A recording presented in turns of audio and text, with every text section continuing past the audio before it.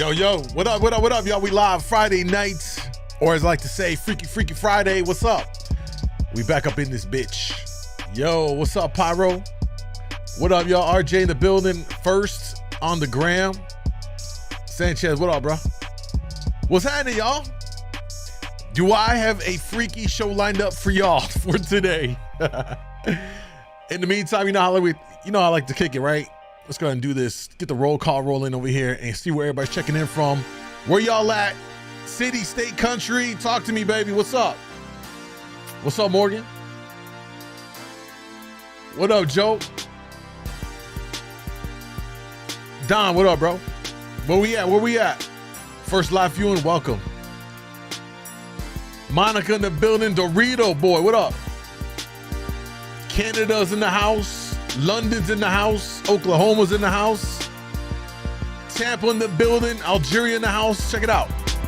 Yo, what's going on, man? This is Drizzy Drake. Yo, it's your boy French Montana. Hey, you guys, I'm the Harajuku Barbie, Nicki Minaj. It's the Teflon Don, Ricky Rouse. Hey, say what's happening, man? It's T.I. Yo, what's up? This is Wale. Yo, what up? It's Wiz Khalifa. Yo, what's up? It's Jamie Foxx. Now rocking with my near DJ MoondawG. DJ MoondawG. DJ MoondawG. DJ MoondawG. DJ MoondawG. DJ MoondawG. DJ MoondawG. Get in tune, stupid. All right, man. Hopefully you guys had a great Friday, man. We're gonna have a good time tonight. At least that's the plan. And of course, it's always gonna be a good time when we're here, man. So before we get into anything else, we got a freaky themed lineup of content to go through, talk about, react to, and all of that. All starts with the latest edition of The Button. College students reject each other on The Button. We're gonna get into that. Also, we're gonna learn squirting tips. Yes, you heard right, from a real life squirting instructor. This is gonna be crazy. It's gonna be wild. It's gonna be crazy.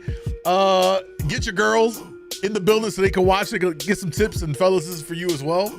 You know what I'm saying? If you ain't make your girl leak all over you yet, you're doing something wrong. Hey, yeah, praise up for Jamie Foxx. Actually, so all of those drops are all from those artists that you know I've interviewed and all that stuff. And Jamie's a real one, man. And it turned out he had suffered from a heart attack. So obviously, man, like he's recuperating, but that's real scary. But obviously, we hope the best for Jamie. He's a real legend for real. Before we jump into it though, what's up? For those of you wondering, I used to be on the excuse me here in Chicago, WGCI for over a decade.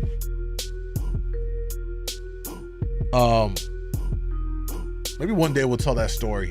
And all of that. Who else in the building? Justin in the building. Rican in the building. I said, Monica, what up? Lilith, what's up, baby?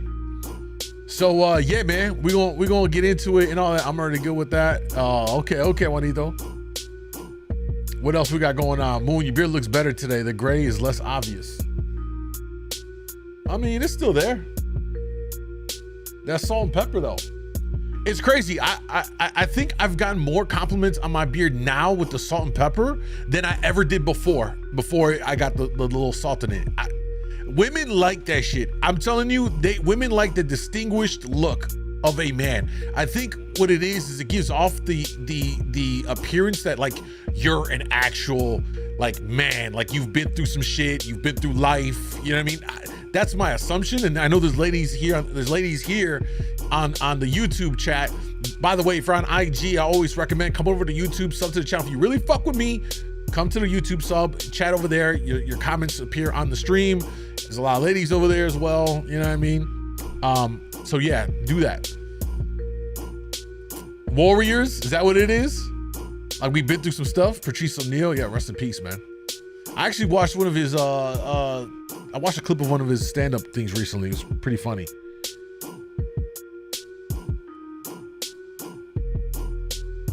What else we got popping off? How was everyone's day today? I saw Squirt and hollered. Why is that? You need a little leak treatment, Rican? Moon, your beard looks better than today. Okay, I read that already. Okay. Moon, all distinguished. I try to be. All I need is like the little pipe, like the you know, the old man smoke pipe or something like that. I was thinking the same thing about the beard. The beard got me ready for the leak. What do you mean? Wait, what was wrong with the beard before? I think, to be fair, the last couple of days, the other day I streamed, I didn't go through my normal beard treatment. I didn't oil it and nothing like that, so it might have looked a little try. You know what I mean? My bad. I'm human. I'm human too. Yeah, how to make squirt. Okay. We're gonna get into all of that. I'm telling you right now, get your girl, fellas, break out the notepad. We're gonna get into that. But first, let's jump into the latest.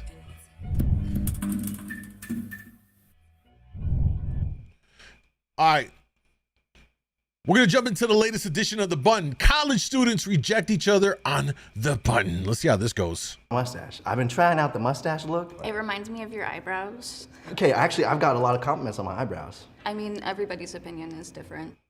Welcome to The Button, speed dating show. She roasted him 0.2 seconds into the video. By the way, guys, please, for the love of God, please do not just have a mustache and nothing else in your face.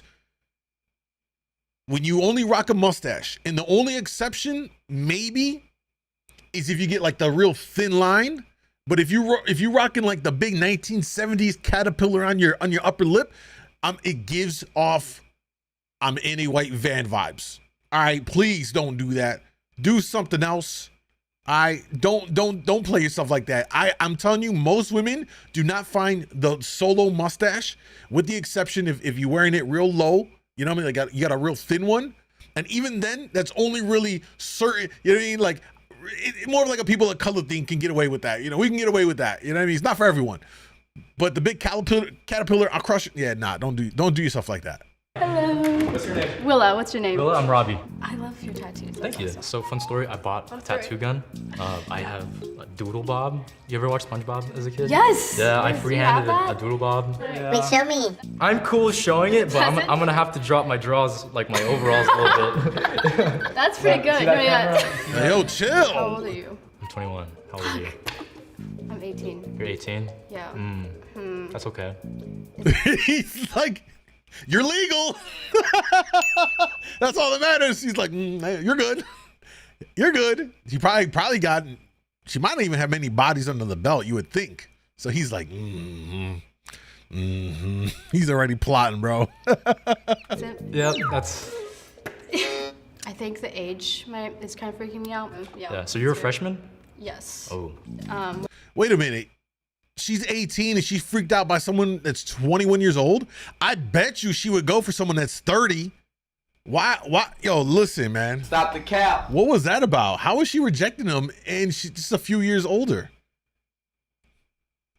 They're both young trying to figure it out. This is going to be interesting. Look at this guy. Oh my God. You know what I'm saying? Guys, I keep telling y'all this. The way you present yourself to a woman can make or break the whole interaction. My man looking like fucking Shaggy. I mean, you know what I'm saying? Like, just he could have cleaned up a little bit. The hair is just all over the place. Where are you from? Bay Area, San Francisco. Oh, okay. Yeah. Why is that bad? It's not bad. It's just like all the out-of-state kids are from Bay Area. Yeah. Okay. How important is sex in your relationship? It's decently important. Yeah. Bro, he's trying to be modest. Every man's gonna be like, it's very important. It is very important for men in a relationship to have regular, good to great sex with their partner. That is a big factor in a man bonding with that woman, and you know what I mean, in just having a healthy relationship. We have not had sex, so yeah, that's we'll see. Yeah. Okay, yeah. Cool. I feel like the button's trying to put you on the spot. No, I don't know. I feel I don't want you to be uncomfortable here. Yeah. Okay. No, it's totally comfortable, but yeah. Okay. What? Oh, That's okay. So, yeah. Definitely like a friendly vibe, but not a romantic chemistry. Personally, is what I felt. Yeah. I think also he probably read, as I'm kind of reading her, she might be a virgin. The way she's approaching the whole sexual question, she's like, you know what I mean? Like, she probably ain't get that thing popped yet. That's kind of, I'm assuming. Could be wrong, but she seems very innocent and very reserved, and the whole conversation comes up around sex, and she's like, oh my God. Definitely wasn't the sex thing. That's not a lie. It was. Yo, he booted her out because he knew she wasn't gonna put none out. What up, Tate? Yes, I'm reading comments. Nice to meet you. Nice to meet you. What's your name? Fuad. I'm Amelie. Okay, Amelie, okay. Can you say your name one more time? Fuad. It's a hard name, don't worry. Yeah. So tell me about yourself. I'm a senior at UW. I study chemistry. Hopefully, want to go to med school one day. How about you? What are you up to? I'm a mechanical and industrial engineer. Okay. What do you do for like hobbies, for fun? Okay, I like to ski. It's one of my favorite things. I like to go skiing.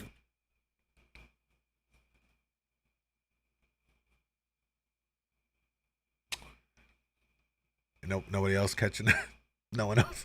I'm trying not to laugh. I'm trying.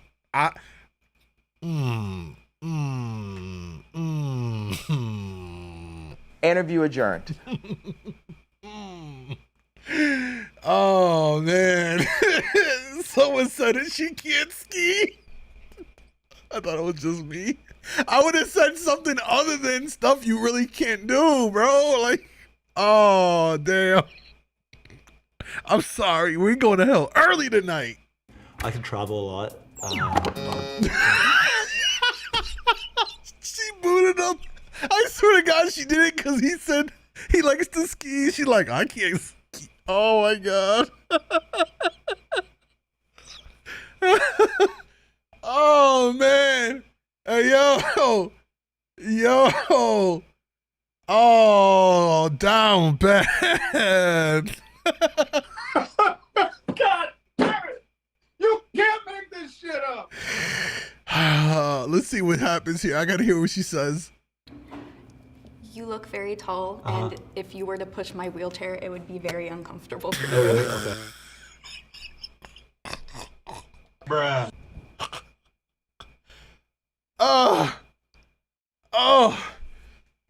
Oh, we got like 6 more minutes of this. I don't know if I'm gonna make it. Okay. How do you feel about my mustache? I've been trying out the mustache look. It's probably bold, but I'm kind of going bro. for it. It reminds me of your eyebrows. Okay, actually, I've got a lot of compliments on my eyebrows. I mean, everybody's opinion is different. Yo, listen, I'm telling you, just look. The mustache with no other facial hair, it is not it. It had its time and place in the 70s when the John Holmes era and the Ron Jeremy era. Shout out to y'all if you know who those are, you fucking freaks. But listen, I don't see the mustache only look coming back into mainstream, appeal on a man ever, bro. Just don't do it. I'm telling you, this is a guaranteed way to not get laid with just a mustache. Do you have any pets? I do. I have 2 golden Rosado, what up, bro? 2 cats, so.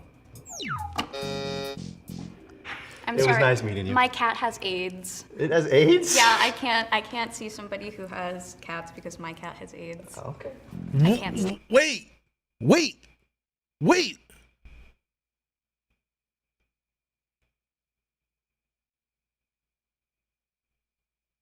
Cats can get AIDS?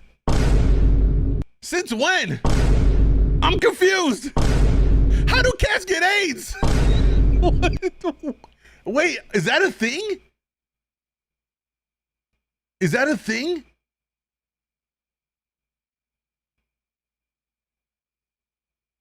Jennifer, what's up? Thank you for coming over and subscribing on the YouTube side. Welcome to the red side.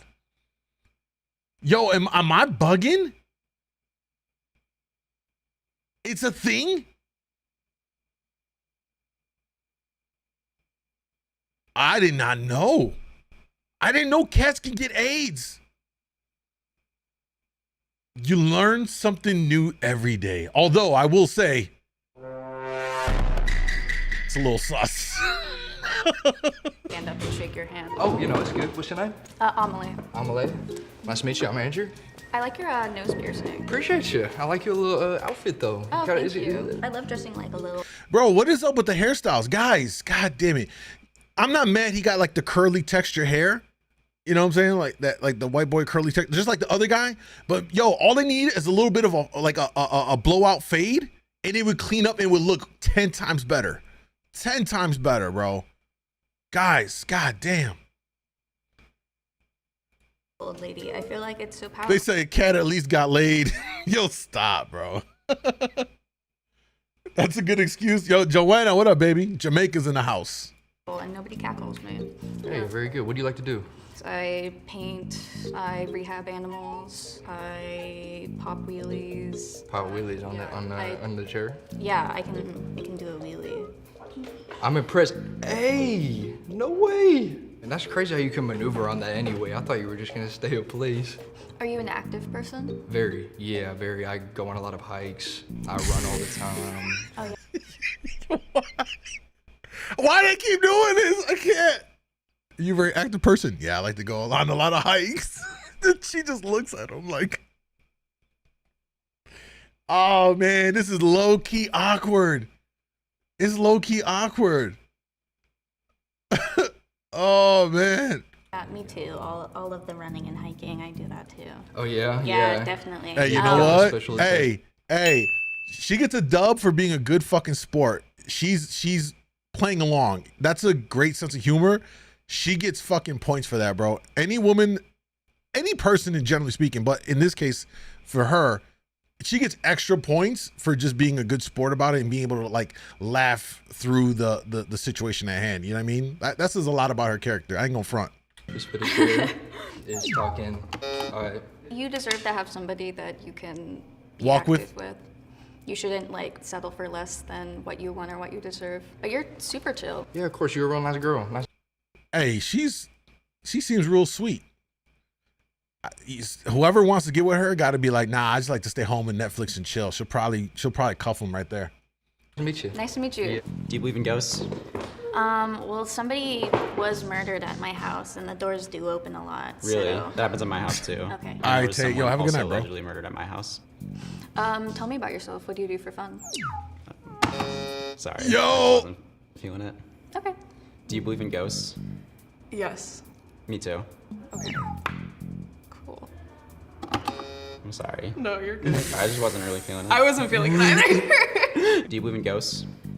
Wait, why is he asking about ghosts? Why is he dressed like Elmer fucking Fudd with the yellow? Is he going hunting?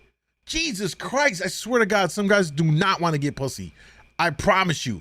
You really are your own worst enemy when it comes. Y'all will cry about a woman don't want to give me no play and paying for date. You motherfuckers don't even come to the table in the right fucking look to even get none, bro. I would say no. What's your longest relationship been? It's not been. Okay. Sorry, I'm sorry. No, you're good. Sorry. You didn't like Dylan? He apparently has been asking everyone about the ghosts, and that kind of freaks me out that he just keeps bringing up the ghosts. 3 ghosts in a row. 3 ghosts in a row. I'm like, He had to go. What's your name? I'm Paige. Paige? I'm Sage. Nice to meet you. Oh, nice to meet you. Do you have an accent? Oh, You no. sound like Like you what have an type? What type of accent? I don't know. I don't know. It just sounded like you had an accent. I like those earrings though. Thank you. Fun fact about Paige. Okay. She's double jointed. Oh. I am double jointed. Where? Oh. Interesting. Ouch. Oh shoot. I'm kind of toxic sometimes. But What's your definition of like toxic? Like if you were to like describe a time you were toxic, what did you do? So what are your red flags? No, what did you do when you were toxic? Just like I don't know, play games a little bit, like. To like see if she would care. Yeah, see if she like actually likes me. Damn. I really don't like the playing games thing. Okay. How's it going? Good, how's it going with you? My name's Kyle. What's your name? That was like an awkward, but whatever. I like your smile, by the way. I really Al, like what your up? eyes. What do you want to major? Shay, what up? Hannah, what up? Oh, that's super cool. So I do communication, and then I did a law degree. I'm gonna try and go into law school, but I love it. My mom was a huge psych major, so I just love learning. Yeah. Like, what would you say is your favorite movie? I like always loved it. Movie? I have to ask that. Back to the Future. Oh, that's a great pick, actually. That's like an unbelievably good pick. No, mine would be for comedies. First of all, that's actually a great line to shoot out because no matter what she says, you can be like, oh yeah, that's a great movie. I love that movie. You know what I mean? Like you could really finesse that one. You know what I mean? It's not a bad line question to ask to kind of be an icebreaker. You know what I mean? He said it's lame. It depends. I think it depends on the context of what's going on and how it's asked and all that stuff. I don't think it's bad. There's definitely worse questions to ask. By the way, if you're on IG, slide on over to the YouTube side, y'all. DJ MoonDawg Live is my main channel where I stream on. Your chat, it will appear on the stream, and yeah, come through. Shawshank Redemption is for me. I don't Have you not seen it? Oh my don't know what gosh. that is. Okay, it's a great movie. My favorite movie is iRobot. Makes sense, bud. I'm not pressing it, by the way. I'm not pressing. Good. What are you looking for? I don't really want something super duper casual, but I'm also like not having to be like, oh, I want to get married to you immediately. That's so I'm like where in I a am. very middle zone Like, where exactly. we're figuring out. Situationship. Just say you want a situationship. That's what it is. You casually get together when y'all free. It's no stress. You know what I mean? Just call it what it is. Listen, we need to just redefine these levels of relationships. It's single, situationships, and then complicated, and then involved or in a relationship with, right? Like there's really just 4 stages to this. Can we, you know what I'm saying? Yo, Fish, what up? Looper, what's up, baby? You know what I mean? Guys, don't forget, we got new sound alerts on the freaky stuff. I finally added a $69 freaky sound alert, and it is crazy. Like, let's just go on a date, see how things are. Info's in the pin comment on the YouTube chat. And then we'll progress. Yeah, from there, figure it out. Exactly. Yes. So if we go on a question. yeah. How important are pets? Ooh, that's a great question. Are you a pet person?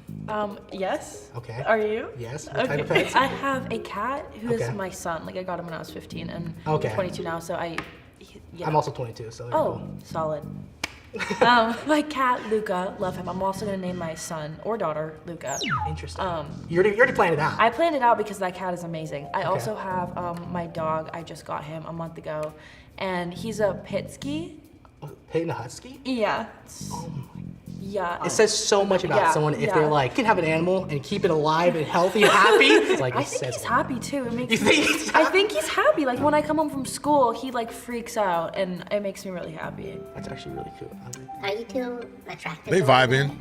They vibing. I am, yeah. She's I'd cute. She's say, very cute. I'd say you're cute. I really like your eyes and your smile. Thank you. I said the eyes, but I don't Man, know. they fucking smitten. Old boy's red. I ain't gonna lie, he handled himself pretty well. She just has, there's like this radiant energy. I don't know if it's just the lighting, but she's just like really. It's the lighting. No, it's not. I am gonna line up red one more time. If you want to go on a second date, don't press me. I'm gonna break down everything he did right. Oh. I'm kidding. I'm off. I'm on energy right now. Oh my god, look at it! We did it! So let me break it down. He did a lot of right things. One, he kept the engagement going. He led the kind of conversation. He came across as he was very interested in her. Those are all great things if you're on a date, first date or whatever, to try and kind of convey and do. It was a little bit of nervousness, but overall it was pretty confident. You know what I mean? So yeah, it pays off, y'all. It pays off. Aaron, what's up, bro? You like them together? I think they're a good fit. Yeah, I think they're a good fit. They vibed really well.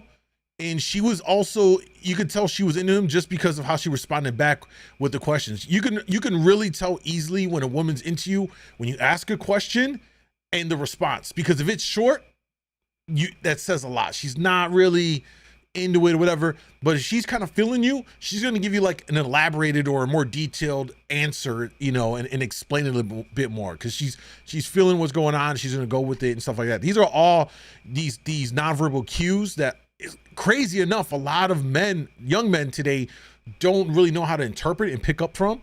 But I think they were a great match. It worked out good. He did a lot of things right in this whole conversation. So they together, boom, easy. C's, what up? It helps if you vibing 100%. He didn't ramble on. God damn it! Stop messing with my lights. Yeah, you guys can control the lights on the YouTube side. Screwing around with me and shit. Bastard. All right, let's jump into the next video of the night. 10 questions you always wanted to ask a squirting instructor. It's Freaky Friday. If you don't know, a lot of the stuff we're going to talk about and react to today is going to be freaky related. Y'all ready for this one? All right, fellas, grab your notepads out. Ladies, if your man's not around, write some notes, pass it to him, so you know what I'm saying, you can help him get this together for you and all of that.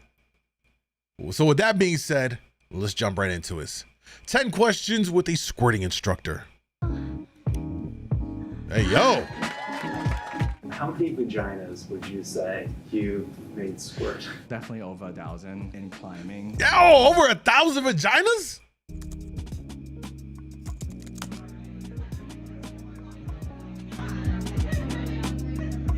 How do I get this job? How do I get this job? Although, you know what? Like, it's not as glamorous as you think. I actually talked to a gynecologist, and you would think as a guy, right? As a guy, you would think, oh, that's gonna be an amazing job. I get to look at vaginas all day. They don't all look amazing. I'm just saying, they all don't look amazing. And there's various levels of smells, is what I was told. So take that for what you will, all right? My name is Kenneth P. I make a living teaching people how to have better sex. Yo, I need to do this job. Like, it's not like you go to school anywhere to do this. You just go on social media, blabber about how to have better sex, and then you become an expert just because you get a following, right? I'm starting, hey, no more reaction reels. Starting Monday, I'm just gonna give sex tips on my reels. All right, you guys ready for it? Facts. There's so many scientific debate around it. Is it pee? Where does it come from? Can everybody do it? Do people have an orgasm when they do it? And the research is so inconclusive. So far, we know that this phenomenon happened to some people. The liquid that comes out doing squirting has 2 different substances. So from the bladder is mostly water, and then there is substance from the Skees gland that looks like a milky white substance, and it's like similar to prostate fluid. But if you had a lot of leftover urine before you start sex, then you will mix more urine into it. So that's why some tests you will see a trace of urine in it. So basically, go pee before you're gonna try this is what I'm taking here.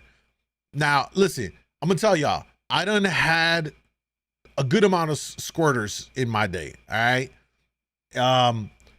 And the majority of it, like he said, it was a clear fluid. It didn't smell like a urine, you know? One of my favorite ways to teach a squirting masterclass, the first 20 minutes is like a TED Talk like lecture. So let's increase our cliteracy. I talk about theories and science. Our cliteracy. Hey, yo, that's amazing, actually. That's actually amazing. I gotta use that line. And show diagrams and how everything works. It follows by a demonstration where I'm doing like a show and tell style with a demo model, and then they get to practice. Did he just say a demo model? Bro, what? What? Sit with their partners. So it's a hands-on interactive experience. Wait, so why don't you think you can teach this when you don't have, so why do you think you can teach this when you don't have a vagina? I make a living mansplaining female pleasure. My teaching style is a little bit weird. It's not your grandmother's sex ed class. I have to learn from not having the parts. When you don't have the equipment, you have to develop that type of empathy in order for you to relate to something. So I talk about internal sensation. If you never actually play with your own prostate, you don't know what it's like. Although we have very different body, their neural anatomy is very similar in some way. So you could— Wait, is he suggesting that he is getting his prostate played with? Because there's only one way to reach that for a man, and that's through his butt. Yeah, no, not, I can't. However, what I will say is this, is that for a man, for him to be successful, making a living apparently doing this, teaching other people and teaching women how to achieve this, I think it says a lot. Because it's not our body, it's a woman's body. We don't have the parts to understand, you know, like know it. It takes far more knowledge and understanding and work to get to a point where he's at, that he's able to then get that or do that to a woman and then be able to teach it. So it actually says a lot that he's put a lot of time into learn the woman's body, learn not just the body, but the mental aspect of this. A lot of this stuff with squirting really comes down to the mental aspect, that you have to get a woman so turned on and so comfortable and so relaxed that it just happens. Otherwise, it's not. You know what I mean? That's a big part of it. Could experience what it's like, kind of like having a cervix if you're having that right part of your body touch. First, you have to eliminate all pressure. Jennifer said this dude knows more about my vag than I do. He probably does. Whatever your body wants to do is great. I want to introduce you to my lovely co-teacher, Paige, today. I want you to really look and allow yourself to look. The second part on the giver side is that you have to apply the right amount of pressure to the G-spot, because there's a sensory threshold to how much stimulation you need in order for the body to register that sensation. Most of the time it's not friction-based, it's pressure-based, so I have to calibrate the pressure to be correct. It's true. It's very true. If you see it, you got to dig in and oh God, I'm sorry. Let's continue. So most of the time you think I'm only coaching the guy how to do the work with his hand. It's actually managing two people and make sure they're emotional state. By the way, this is all on YouTube. This is all on YouTube, okay? It's on YouTube. Clearly, there's not a problem with displaying this because it's on YouTube. It's not HBO. It's not this is all on YouTube. Okay. And also make sure the guy is all there. He's not overly focused on how he moves, but I go like, don't worry about your hand too much. Connect with your partner. Things like that is sometimes more important. The technique is like as easy as learning how to ride a bike. Because I taught fitness for a really long time, I kind of hacked the movement to make it as efficient as possible. So if you could imagine that I'm having someone's legs over my shoulder, so the vulva is right here, I have like really good access to it now. So what he's saying is, you want to position her pelvic up towards you so you can get into it and you have better access to it. So that means she has to open up her legs. You see how on the left side he has her leg pinned behind him, so he has full access and he can control her and reach the spot that he needs to, which is the G spot, to control it. So this is he knows what he's talking about. He knows, because I've been there. I done been in the situation. I know how this works. Like I've been there. Tilting her hip towards her, it shortened the vaginal tunnel. Can you guys hear that sound? And I could, instead of using my finger, like a small muscle on my finger, I could use my entire arm, so you don't get tired out. The worst thing is like someone is about to come and then you ran out of gas. So I'm kind of— Bro, they got the mac and cheese sound going hard right now. And dude, listen, he knows what he's talking about here. Because if you just do this, you're gonna get tired real quick. You gotta use your arm. It takes a lot longer for your arm to get tired. So 100% factual, true. Sensei, lead us. I'm gonna lead y'all to the promised land, my children. I ain't gonna steer you wrong. I got years of this knowledge. I'm telling you, I really should be doing this. I really should be an instructor. Imagine. I'll be catching cramps. Legs got to be up. True. Dinner time. Be right back. All right. Who's going to clean up the ballroom at the Marriott after this? They probably got plastic on the floor. Like really hacked it so you don't run out of gas. It's really easy to perform and you have all the buildup around it. I want you to find a comfortable spot and just kind of lay down for whoever want to receive.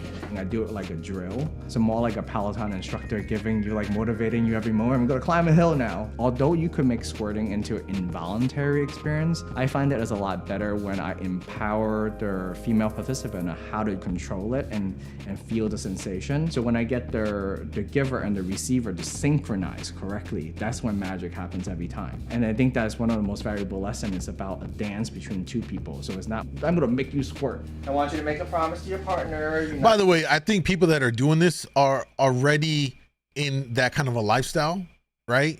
What the pineapple people, as we call them. These are swingers, essentially. If you don't know, if you ever see anybody that's wearing an upside down pineapple, that is, that's typically what people that are in that lifestyle, like swinging lifestyle, will wear. And I think this are going to be people that are in that kind of lifestyle. It takes a lot to just do this in front of other people because you have to be really, really comfortable. Extremely comfortable. How's this on YouTube? I don't know.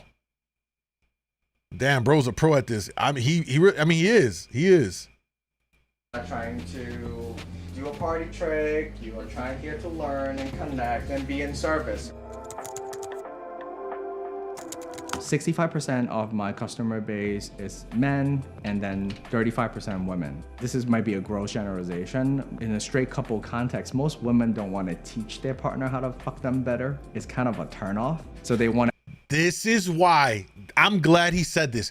This is why it's not bad for guys to have a higher body count. I'm going to deter just a little bit from the concept here. But when we talk about like body counts, why it's different between the sexes, most women don't want to have to teach a man how to please them. It's a turnoff. If they have to tell them like how to use their dick and how to do all this stuff, it's different. A guy is we're willing to teach a woman that might not be up to par what we like, how to do it. You know what I mean? How to do this, how to do that, how to arch it, whatever. We're cool with that. It's not the same the other way around. He essentially is saying that right here. Outsource the teaching to me. I was born in Hong Kong and I moved to the US when I was 11. Moving to America and start watching American porn, all you see is this like porn star gigantic penises. And then you look at your own package and you think, oh, you would never measure up. I grew up with a lot of sexual insecurity, thinking that I never gonna be able to satisfy a woman, but I'm also really curious and really sexual. So it's such a dilemma because you really want something, but you don't think you were enough. So I went on this crazy journey thinking that if I get really rich or really fit, it would transform my life. I became a personal trainer, so I learned how to hack my body. My career gotten better, so I was making more money, but even though I have a six-pack or a six-figure income, I don't have a 6+ inch penis to go with it. Joining a sex party community totally transformed my sex life. I learned that it's not your 6-inch cock, but if she's having 6 orgasms, that's what matters. I mean, I respect the honesty, you know what I mean? My man was 2 for 3 out of the 6s. You know what I mean? Like, he's 2 for 3. But this really speaks to an important aspect of this, is not everyone is going to have everything, you know, every guy's not going to have everything perfectly checked off on this list of things. So if you don't, you got to make up for it in some other way. So my man just said he don't even got 6 inches. God dang. However, he's clearly making up for it with the other stuff. And women will compromise. So there's a lesson learned in that. There's more.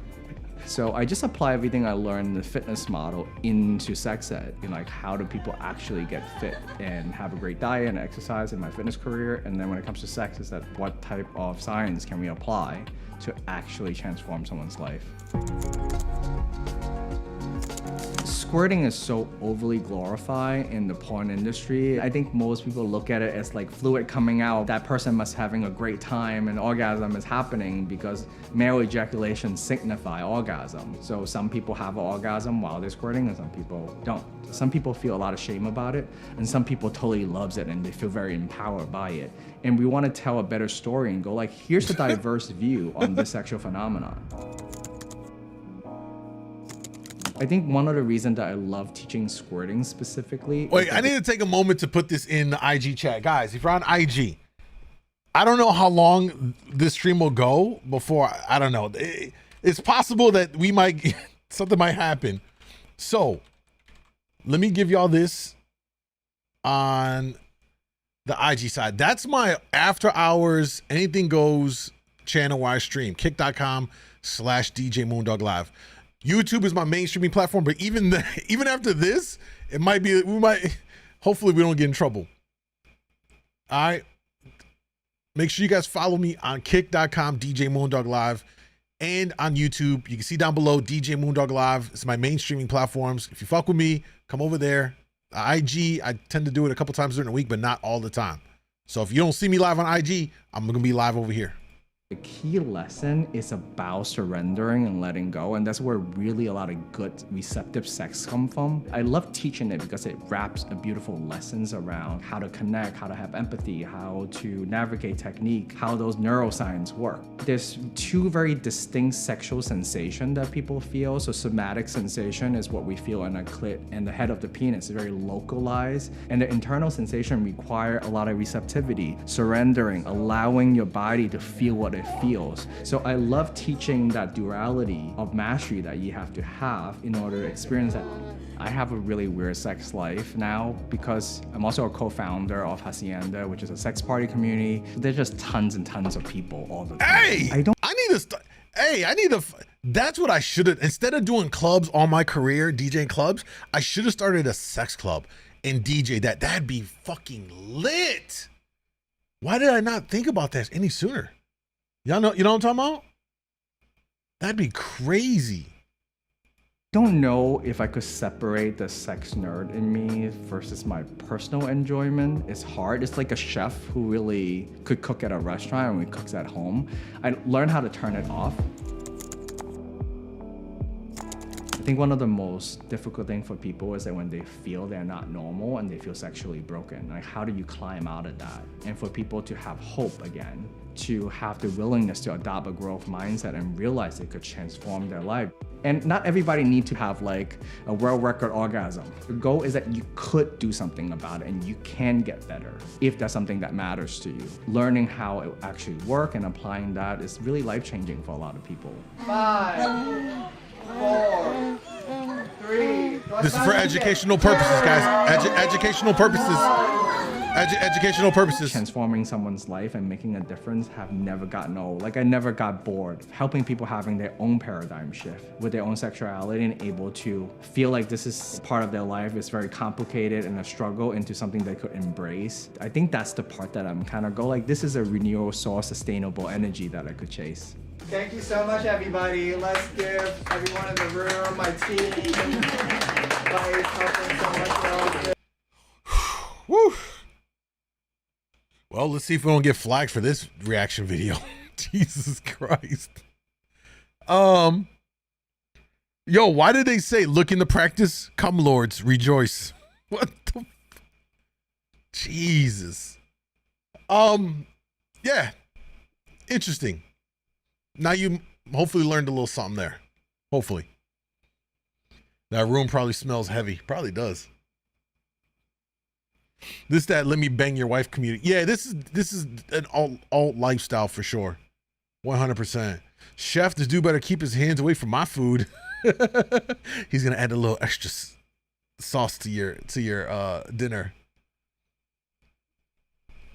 Imagine accidentally walking in there thinking it's yoga. You'll be in there like, what's going on? You know what I mean? Confused. Oh man, bro was having a whole, it's going crazy in there for sure. Round of applause. How about better yet, finger snaps. All right. Let's continue on with the craziness. Saw that. See where I made it.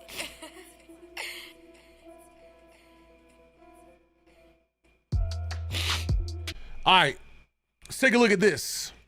Everyone says the dating game is fucked right now. Which brings us to this video. Is dating nearly... Oh, I screwed that up. What is it? So that brings us to this. Is dating today nearly impossible? Now, before I hit play on this video, let me know right now, down below in the chat, your experience. Is it nearly impossible? And if it is, what's the biggest challenge for you in dating today? Let me know, and we're gonna jump straight into this video. I've never been in love, but today, let's see if I can change that. For me, I want to believe in love, but how do you believe in something you've never experienced? I mean, I've said I love you before, but now looking back, I don't think I meant it. Shout out to your exes. As a member of the loneliest generation, I asked strangers from all over the world and even an expert to help me on my journey. Like, women don't care about looks as much as us men do. And who knows, maybe I'll find the love of my life along the way. He's literally making a video on how lonely he is. So my journey begins, and I decided to start at the issue. Because today, we can find love from all over the world. Like here in Austin. Wait, hold on. Hey, what's your name? Damn, maybe in New York. But hey, maybe in Mexico. Oh, we're getting a lot of people from around the globe today. Okay, I don't know how I'm gonna ask this in Spanish. And the question I want to ask you is, have you ever been in love? A bit too recently, actually. I was traveling. You wanted to go wild on holiday. Wild and free in Mexico. I don't know if that shit's real. People want love to be real, and they're more like invested in the idea of love than actually being in love, you know? Hard to like say it if you look back, but like when you are in this relationship, it feels like love. Yeah, I have. You seem all sad about it. Did it not go well? I'm all good. I'm all good. Nah. So then she was hurt, bro. You could tell. Also, I think a lot of times people love the idea of love, but are not ready to do the work to have love, to retain that love.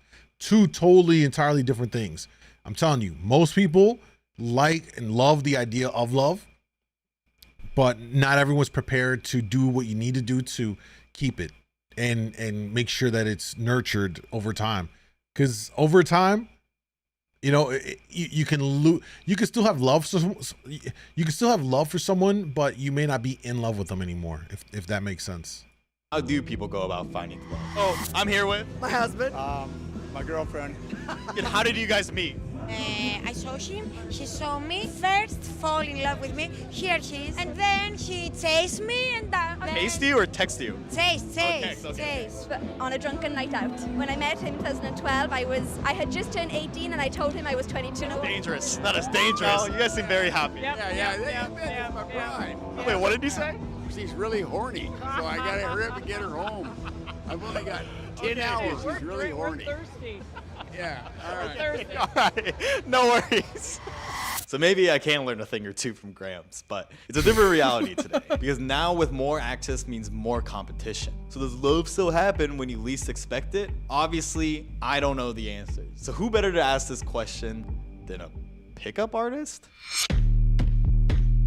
Could you kind of like explain what exactly you do and what the attractive man is? So we help men transform their dating lives from the inside out. Everything from their thoughts, their feelings. We can also show how to take action, how to go after what they really want. Then what was his life like before starting his company? Super shy guy, didn't have a lot of friends. I was afraid to even talk to guys that I thought were like higher level than me. I saw musicians tend to do pretty good with the ladies. I started a rock band, that definitely helped. Then my band broke up. I was using something that was outside of me to get the results that I wanted. What kind of gave you the final push to start this? I found this, it was basically a pickup community of guys like going out together and approaching women. I started getting really good at it. I want to help other guys do this. I decided to make this my mission and my calling. And what Matt told me next changed my entire outlook on my mission for love. So we'll come back to him. But now let's ask the ladies this. I'm always kind of a little leery on some of these pickup artists kind of things. Some of the stuff they be on point with, and then I always kind of wonder how much of it is stage stuff, you know, just to sell their course type shit. Because I don't like that if it's not authentic. If it's authentic, I'm cool with it. But you know, I always take these guys, any of these gurus with a grain of salt, because it's so easy to stage stuff online to make it look like what you're talking about actually works type stuff. Especially. What the hell do women want? I want to be nice, sweet, and good at sex. Is that at the top of the list? Second. What's number one? Sweet and nice with me. Oh, if he makes us laugh, he's nice. If he isn't intelligent, you can like straight away. Are you intelligent? I think so. Y el físico es lo que primero entra, pero lo suelo dejar un poco más secundario. O sea, cómo me trata a mí esa persona es lo que más me importa. Okay, they say all this, but what do they really think? Women always lying, bruh. Would you ever date a guy that's shorter than you? I have. If they had a great personality. If they had a massive penis. He's nice if he's tall. Okay. But how about the fellas? Do you talk to girls? Of course I talk to girls. Then what are you looking for when you do that? Just to have fun, you know. What did you first notice about her when you saw her? The eyes and the happy face and the beautiful face. Damn, guess we're both lying. But it does point to some interesting differences. While women are doing a way better job of prioritizing personality, sometimes it takes us coming to our senses to even notice it. And it's a reality best conveyed by Lil Wayne, that as soon as I come to my senses. Easy. Man, I felt that. Hey, this is why post-nut clarity is a real thing. Boys, let me tell y'all. Yo, Fish, thank you for the gifted membership to Athena. I appreciate you, brother. Thank you. Hey, listen. Guys, a lot of times before you do anything, y'all need to just bust one out so then you can really think about it after you do that. Because a lot of times if you ain't bust one and you're running high on that energy, that tension, you're going to do some stuff outside the realm of what you would normally do. Legit. Especially if you're going to go out with a woman for the first few times, man, rub one out before you go out with her. It's just going to give you a clarity. You're not going to be super thirsty. You're not going to be all pressing up on her and all that. You're going to get that one off and you're going to be good. Facts. Oh, my cousin came over. What up, Manuel? Bro, marriage is the next thing, bro. That should be 50-50. I should be able to call you and say, I need this, and you give me without question. Yeah, I mean, it's a partnership, right? I don't think there's nothing wrong with it. If you're at that level of a marriage, I don't think anything's wrong with that. If you're down bad, your partner helps you out, right? It's meant to be that kind of a thing. It happens.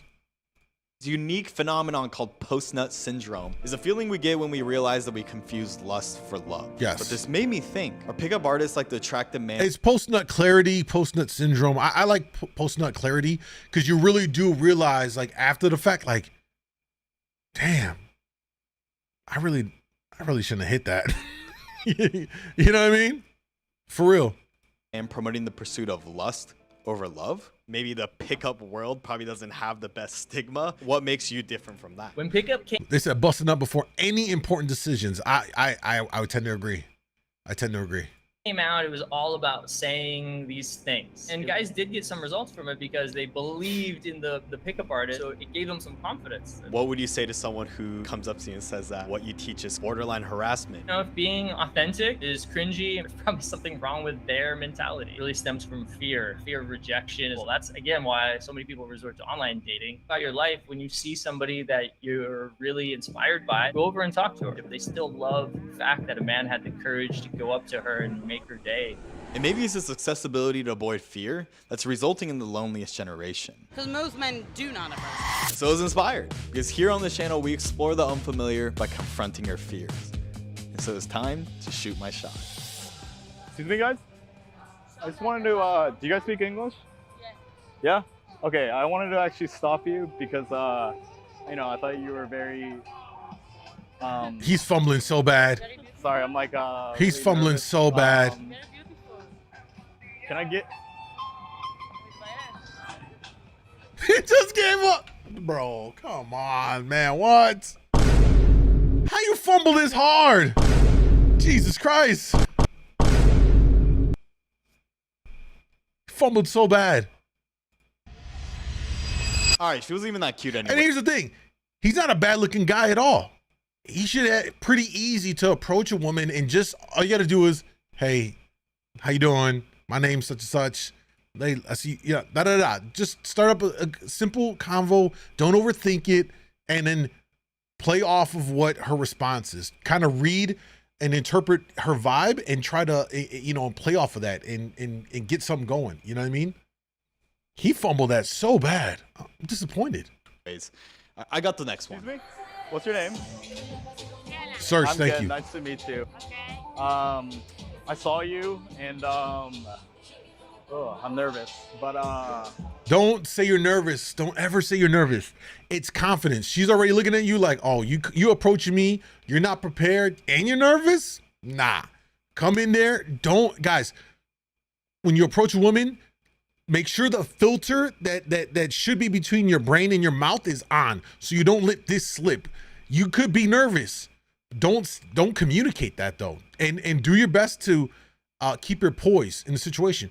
Come up, I like what he did. He should have came up, squatted down so you're eye level with her, right? If you're standing over her, it could give her an impression like she might feel like a little endangered because you're hawking over her. He squats down, eye to eye, looks in her eye, and starts to engage the conversation. Hey, how you doing? Da da da.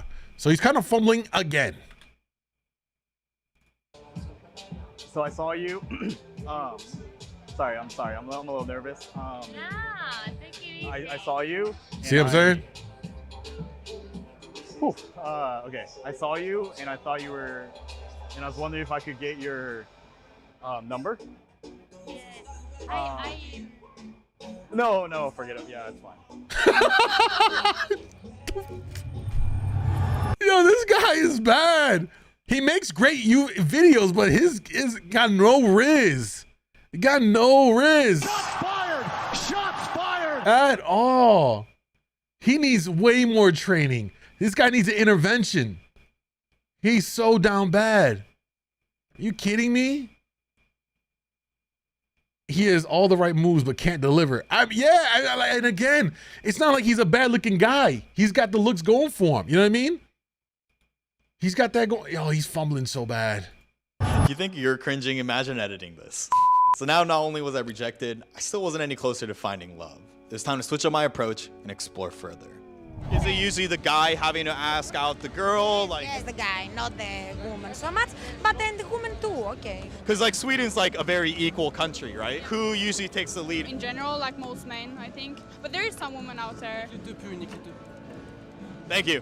What is like dating culture like in all of your guys' countries? Stiff.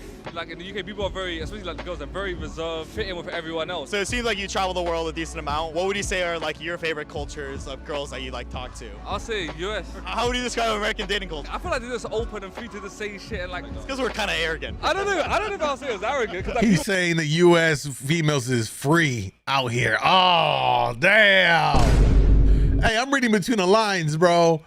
Hey, he's saying it without saying it. He like, yo, they out here free. I say I'm arrogant as well. So. Horrible. Not like here, that people don't come to you and talk to you. Cancun was like speed dating. Yes. That's a really subtle, humble brag way of saying, yeah, a lot of guys came up to us. Easy slowly. 1 date, 2nd date, 3, then you go with a kiss, for example. Really? No tener sexo and... I know. Yes. Okay. Depends the connections. Por ejemplo, yo con mi primer pareja tardé 1 mes en acostarme con tener sexo con él. Y con mi segunda pareja, 1 semana. Every culture has its differences, but it's more up to the individual. But now when we're spending more time on an algo than in person, it's reinventing dating and how we find potential partners. You go on most dates through dating apps or just by meeting people in person? All the people have been so much cooler online than they are in person. Sometimes the girls don't even look like the pictures. Yo, that to me, see, here's the thing. People are so scared, especially men, to approach a woman in real life that they have to resort to going behind a fucking phone or a dating app to just get the engagement going. It's like, oh, I feel safer behind my phone.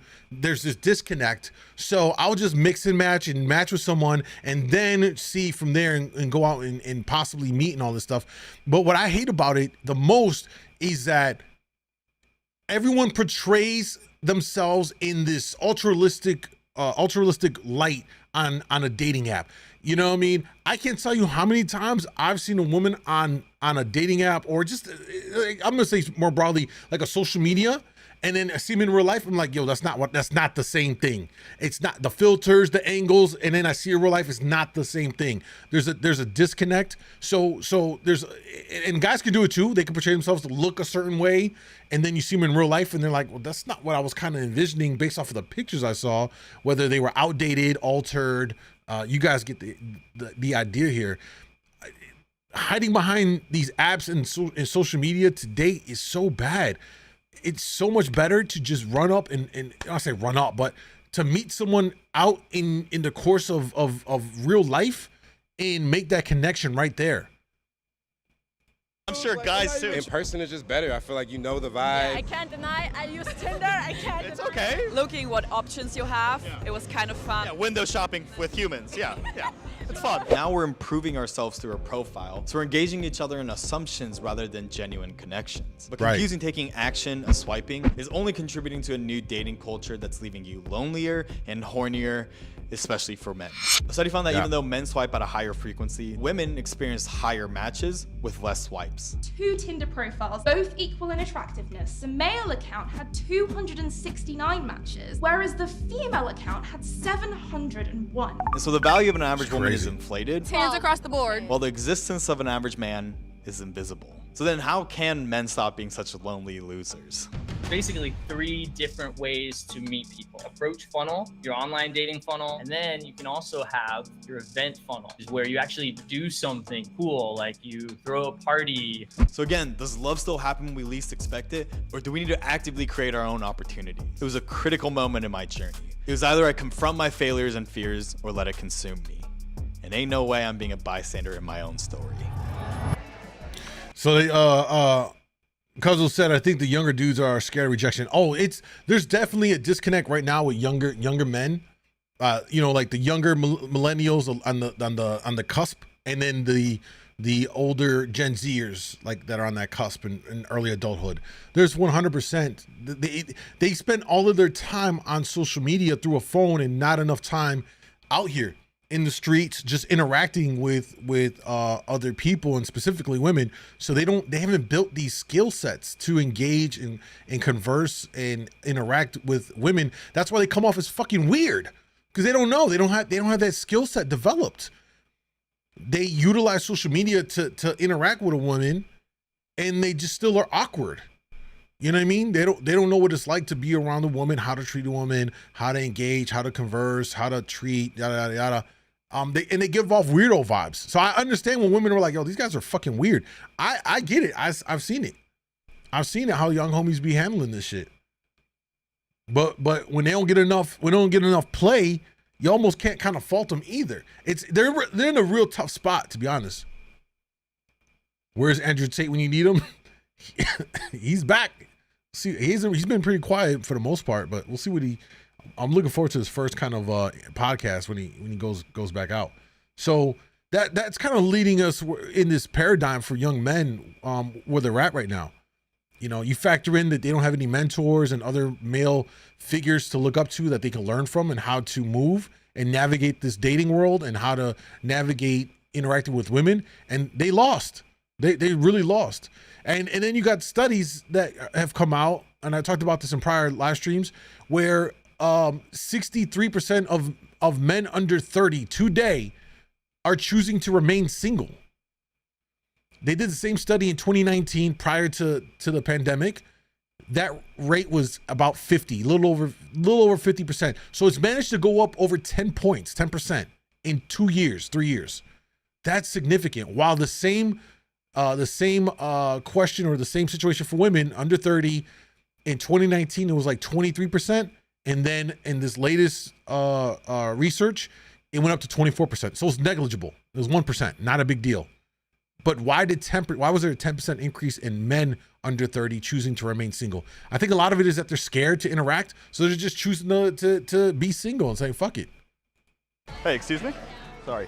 What's your name? Gabby. I'm good. Nice to meet you. Honestly, I thought you were cute, so I just wanted to kind of introduce myself. Where are you from, by the way? Dallas. Okay, cool. Are you guys just visiting or what? That's our trip. Oh, no shit? Well, yeah, I was wondering if I could get your number or something. Sure. Are Cool. you guys going out tonight? Yeah, we might be going out to West 6 or something, so if you guys want to join us, feel free. Do you guys have any plans or? I don't know what we're doing. We'll let you know though. Cool. Yeah. All right, well, let me grab your number. I mean, here's the thing. He could have played this a little bit more, right? Here, let's break down. This was better than his previous shots, but this isn't great. I'm gonna explain why. Let me run it back. All right, let's run it back.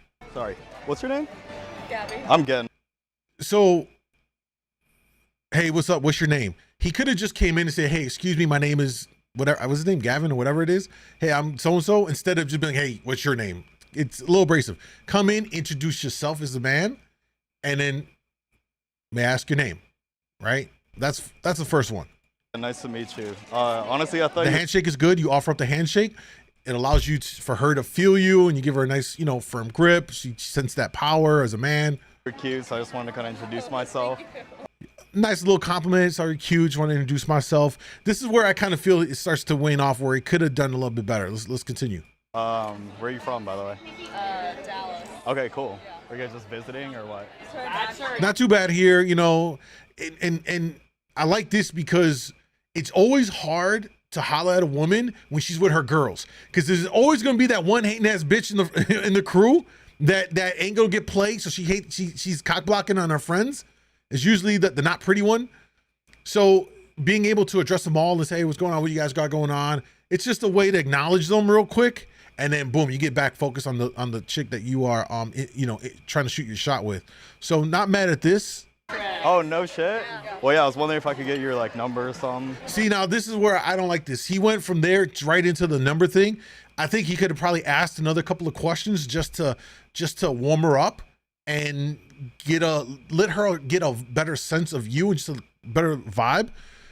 Because look at her response. She's kind of like, okay, whatever.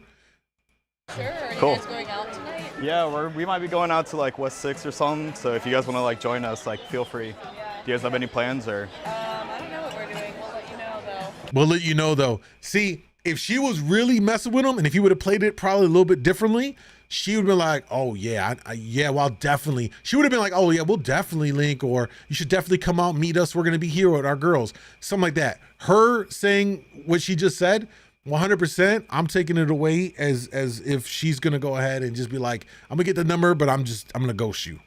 I see the ghosting already happening. Cool. Yeah. All right. Well, let me grab your number. Do you live here? Kinda like travel around a bit, but yeah. All right. Well, nice meeting you guys. Yeah. Wait, what was your name again? Again. Yeah. Nice meeting you guys. You guys, I think her phone is dead or something, or the message never got delivered. Told you. I fucking called it. I called it. Of course she was gonna ghost him. He didn't allow there to be the connection. He just was like, quick, right? Question. Let me get your number. It was just kind of abrasive. Like there was nothing there to allow her to cling to, and it's almost like you want to set a thirst trap. You want to give her enough she's piqued her interest, where she's gonna be like, fuck, I probably should at least tell him to come meet us where we're at. Nothing about what he did there conveyed that to her, which is why she got ghosted. Which is why again got ghosted. Because she still hasn't responded. You don't need my dumbass to say that rejection is the key to success. But what I can share is how I got over the fear. And it was only when I realized that nobody gives a fuck about you. The spotlight effect explains the phenomenon that people tend to overestimate the degree to which other people care about your actions. And it's this irrational fear of judgment that prevents us from going up to that cute Latina with the bubble butt. And trust me, rejection sucks, but finding out is way better than the feeling of what if. And also the feeling of, wow, I'm such a pussy. So obviously it wasn't going according to plan. I was losing hope and I was still yet to find love, but I still wanted to plan ahead. What the hell do I do when I even find it? Yeah, what is the secret to your 32 years of marriage? Being honest. A lot of sex. Swinging? A lot of swinging and sex. No swinging. But sex though. Do you guys believe in soulmates? No. Why not? Because you can be compatible with so many people. I can be compatible with. Yo, imagine your girl in front of your face saying, "Nah, I could easily be compatible with that guy over there." What? Yo, I'm packing your shit up. Get the fuck out of my house. The disrespect, bro. What do you think about your parents' marriage? Oh, I love it. Yeah? Best marriage never happened to us. Best mistake that's ever happened? Oh, for sure. Is that confirmed or what? Yes. You know, this is exactly why corny ass mofos are always saying, love always happens when you least expect it. You know that, right? What do you mean? What do you mean? Yes, you need to become the best version of yourself, and yes, you need to put yourself out there, but love only happens when you're actually 100% comfortable being by yourself. And when you keep approaching it like this thing that needs to happen, you're just gonna become that guy that just doesn't set shit for pussy. And you're never gonna attract the girls that you want, and even worse, you'll probably end up settling. Man, if you don't shut your corny ass. Fuck you, lonely ass bitch. You don't need to say that because you know I'm right. That's funny. So now you can imagine how well it's going because I'm literally talking to myself. So is it time for me to give up on love? If there's anything I've learned is that building anything significant takes time, patience, and ultimately commitment. And for years I've used the fear of commitment to avoid getting hurt. Whether it be refusing to commit to a place to live, or going all in on the channel, or a relationship. What would you tell someone who has never been in love like myself? Oh gosh, I can't wait for you to find it. You can find the person anyway. It doesn't have to be like in a romantic cafe. It can be like on a drunken night out because it's what happened for us. It will happen. Oh, it happened, all right. Like on our second date, it happened. And deep down, I know that love and what I'm looking for is out there somewhere. What I've realized is that I'm deeply afraid of looking stupid. And that if I never commit fully, I don't ever have to say that I failed. If you don't mind me asking, are you currently in a relationship? Are you a testament to your own methods? I'm married, actually. One of my wing girls introduced me to her. So does love happen when you least expect it? Whatever it may be. The most successful people in anything aren't the smartest, the most talented, or the best looking. It's the most consistently bold. And even though it can't be forced, put yourself out there and love may end up finding you. Yeah, a lot of guys will use their circumstance as an excuse. I have a friend, it's not a midget, but he's very short. He's 5'1". His girlfriend is 6'3" and gorgeous. I think it's possible for just about everybody. But hey, what the hell do I know? Wait, hold on. Hey, what's your name? Maybe it's all hopeless and I'm just monetizing love.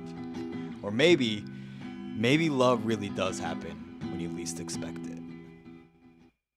Not that he pulled some. When a conservative. Nah, what the hell did this go through? That's crazy. Yeah, overall, he definitely, that was a good video. I like his stuff, man. He's pretty good with his whole, all his videos and stuff like that.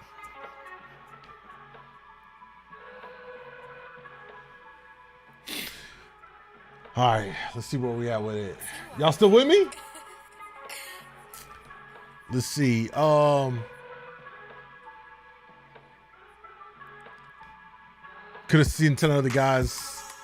Fear controls this dude. Stop overthinking. Yeah, true. Yeah. Good round of videos tonight. I also had some other stuff, but I think I'm gonna save it. Let me see here. I got through that. Do I want to do this one? How long is this? All right, I think we are gonna do this one.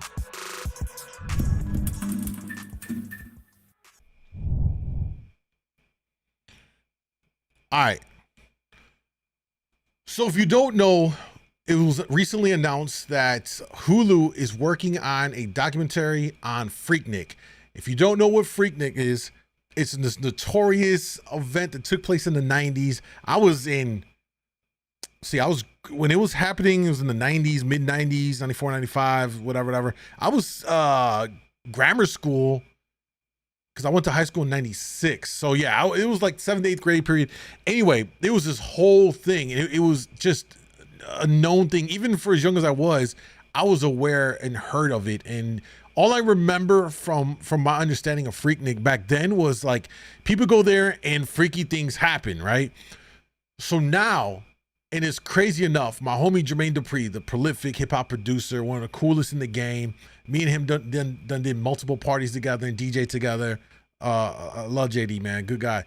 He's actually one of the executive producers on this entire project. You know, Freaknik took place in Atlanta, but there's been videos going viral on like TikTok and Twitter from people that are now working professionals that are worried about this documentary coming out, potentially exposing them. Remember, this was a different time and place where there wasn't social media whatsoever. A lot of times people were walking around with these the old camcorders, you know what I'm saying? They were filming a lot of what was going on. And I think that they're going to be pulling a lot of this archival footage and potentially telling the story. Now, not only was there like these freaky stuff going on, but there was also a lot of issues with assault, right? Women being groped and even grapings happening and all this stuff. So there's a lot of concern right now about what's going to come out of this potential documentary that can expose so much and the implications of it all. People are concerned and worried. So let's play this video just to kind of explain like why it ended and cover a couple of other videos that went viral from women that were there and are worried about this coming to light. Let's set the scene. Atlanta, Georgia, 1995. The Braves that won the World Series, Marta's Fair was $1.50. Powerball tickets went on sale for the first time in Georgia, and Andre 3000 let the world know that the South got something to say. And in Atlanta, 1995 also marked the beginning of the end of the phenomenon known as Freaknik. During a time where news spread through the word of mouth rather than social media, and there were no camera phones, only camcorders, Black students of the Atlanta University Center, or the AUC, curated one of the biggest, raunchiest, most out-of-control spring break festivals the culture has seen to this day. Yeah. Think hundreds of thousands of Black people cruising through the gridlocked streets of Atlanta in the flyest cars with the best sound system blasting Goody Mob, 2 Live Crew, and Adina Howard. Killer Mike described it as an unorganized Mardi Gras of sorts that was all about showing your car, your girls showing off their bodies, and dudes showing their gold. Think rump shaking, catcalling, drinking, dancing, big college fun. It was way more than a party. It took over the entire city. Freaknik was larger than life, but it didn't start out that way. Here's what happened to Freaknik. In 1983, the AUC, not unlike other Black colleges, was home to different state clubs that included students with coming home states. 6 members of the Washington, D.C. Metro Club, including then Spelman College freshman Sharon Toomer, effectively came together to plan the first ever Freaknik. It was a small picnic for students who were stuck on campus during spring break. One of the organizers, Rico Brown, combined freak with picnic to get Freaknik, inspired by the popular dance, the Freak. Hosted no more than 60 students, the first Freaknik was held in Piedmont Park, which at the time was basically a shabby lot with a picnic area. Toomer recalls the picnic being centered around camaraderie, party, and music. Freaknik became an annual event, and each year it grew. Atlanta became the place to be for Black college spring break. With the mention in Spike Lee's 1988 film, School Days, Freaknik started to gain national attention. Eventually, students from all over the country were road tripping to Atlanta for the festivities. The thing about it too, it got so big, it wasn't just college students. Anybody was just going there. You didn't have to be a college student. There was just people just pulling up from the hoods and all of that, just going to go. So it transcended college students. They appreciated Atlanta for having a space enriched with Black culture for students to kick back and let go of their scholarly responsibilities. Over the years, Freaknik moved from park to accommodate the growing number of attendees. The name Freaknik was then trademarked, and officially spelling became Freaknik with a K instead of a C. Freaknik was no longer an intimate picnic. It was now a huge college festival. As the 90s approached and Freaknik opened the doors to non-AUC students and non-students altogether, the chaos that followed would ultimately end Freaknik for good. 1993 was the year things got real. Over 100,000 students, locals, and folks just looking for a good time found themselves in the heart of Atlanta. Freaknik. Bro, they said 100K? That's insane. That's insane, 100K?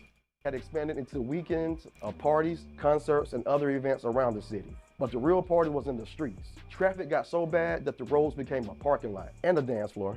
What they called cruising was some people's favorite part of Freaknik. Getting out of your car in traffic to talk to people, dance, and party. Rapper Bun B recalled his experience to Complex. It was crazy for me because we ended up being stuck in traffic on the freeway. The freeway and the exits was at a standstill. So I got out of the car and literally walked down the freeway, down the exit ramp and into downtown in order to get to the hotel and secure. When I got out the car, people were drinking and dancing because everybody was there to party. They were pumped up and ready to go, but they couldn't get to the party. So they were like, fuck it, we're going to the party right here and right now. To a carefree college student, it was what we would call today lit. But to business owners and residents with places to be, it was a nightmare. There were many reports of locals missing prom, weddings, and even funerals because of the intense traffic. As complaints of rowdy behavior grew, so did the divide between pro and anti-Freaknik residents. At the time, then City Councilman Bill Campbell defended the students' right to party, stating that with better policing and planning, we can certainly welcome them back. The future mayor would also find himself in the middle of racial tensions, as most of the complaints were from white business owners and residents. The students felt they were partying no harder than a predominantly white college would during spring break, and the leaders of the historically Black town should have their back. To reach a compromise between the city and partygoers, civic leaders decided to try to make Freaknik more acceptable by changing its theme. They added a job fair and a community basketball game with concession stands along Auburn Ave. Although the city's attempt to turn Freaknik into Atlanta's Black college spring break celebration would prove to be unsuccessful, Mayor Bill Campbell assured that with the allocation of $175,000 for security and cleanup, the event would run much smoother than last year. Freaknik 1994 brought double the amount of participants. So Freaknik 94 is, from my understanding, we're gonna take a look at the video here after we get through this kind of explanation about how Freaknik ended. But the 94 Freaknik is gonna be the core of the documentary that's being put out by Hulu, and it's supposed to come out next year. So it's not even coming out right now, but people are actually spazzing out at the fact that it's being worked on. And so the premise for it is around this 94 period for Freaknik.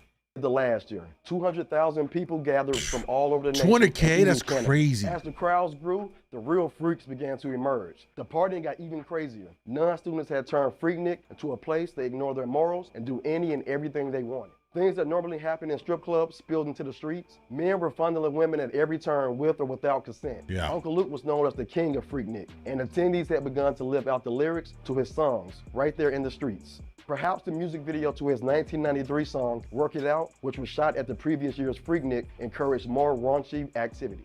But unfortunately, it made Freaknik a little more dangerous for women who weren't willingly participants in the lewd behavior. Arrests for disorderly conduct, indecent exposure, and public lewdness increased, and the media reported all of the unmentionable incidents. But by this time, Freaknik was adding at least $20 million to the city's economy, so officials turned a blind eye to the craziness of the festival while money talks and bullshit walks. 20 mil from this event. I mean, they had 200K people. That's an incredible amount of people coming in to celebrate on this spring break period. You know what I mean? It really is. So it's understandable why, not that it's justified, but I understand why the government, local government, Atlanta, city of Atlanta was like, nah, we'll overlook these cases of assault and all this stuff. You start to see why 94 is going to be the key point in the documentary. Simultaneously disassociating with the event together. Sharon Toomer, one of Freaknik's founders, who graduated from Spelman in 1986, told the Atlanta Journal-Constitution it changed when it became something other than a college event. There is no reason that a 50-year-old man needed to be at Freaknik. The crime, violence, and degradation of women had gotten out of hand. I was disappointed on many fronts. 1995 marked the decline of Freaknik as it was known. Mayor Bill Campbell and his police chief, Beverly Harvard, enlisted the AUC college presidents to send letters out to over 140 schools, discouraging students from attending any further. Stores were looted, people were shot, women were sexually assaulted. Freaknik had lost the essence of what it was founded on. And it was widely accepted among the college students that it was non-students engaging in wild behavior. Toomer told the AJC, its original purpose was to be an annual event to encourage camaraderie between historically black colleges. It was a rare opportunity for black college students to get together. Chris Williams, an Atlanta native who attended his first Freaknik as a freshman at Tuskegee University, told Atlanta Magazine, cops were showing up at Lenox Mall and people weren't doing nothing. They were just there. It was amazing how different they looked at us. Like we weren't college educated, like we were thugs. We were rocking polo, Tommy Hilfiger. Not the Tommy Hilfiger. We had money to spend. At this point, businesses would close early and hotels would refuse reservations to those attending Freaknik. And although there was a whopping $1 million budget for security and cleanup, it wasn't enough to clean the image of what Freaknik had become. In 1996, the mayor decided to distance himself and the city government from Freaknik, asserting that they were not in the party business. He formed the Atlanta Committee for Black College Spring Break, composed of clergy, students, business leaders, and neighborhood activists to facilitate anything having to do with Freaknik. There were more attempts to rebrand Freaknik in efforts to bring the festival back to what it used to be. Jonathan Gaines, a senior at Georgia State University at the time, proposed the Freedom Fest to bring more positivity to the event. He echoed most of the black community's disappointment that the city was not willing to help turn the Spring Break Festival around, even after students' attempts to clean it up. He told the Washington Post, the city is in the party business. Braves games, the Olympics, that's the party business. There was a dark element that loomed over Freaknik the next few years before it came to its unfortunate end. Police presence grew more intense and the traffic was more controlled. By 1997, Atlanta had posted nearly 300 no cruising zone signs throughout the city. We got those in Chicago too. They effectively rebranded to the Sweet Auburn Fest and was much more controlled than the previous years. The vibe of the original Freaknik was totally erased and the number of attendees continued to decline. The Associated Press reported in 1998 that the Atlanta Committee for Black College Spring Break would no longer welcome Freaknik. We cannot support events that bring lewd activities, sexual assaults, violence against women, and public safety concerns. Fire trucks not being able to reach victims, and ambulances not being able to reach hospitals in a timely manner. That's crazy. Committee Chairman George Hawthorne. In 1999, there were less than 50,000 Freaknik attendees, and most of the people there were men.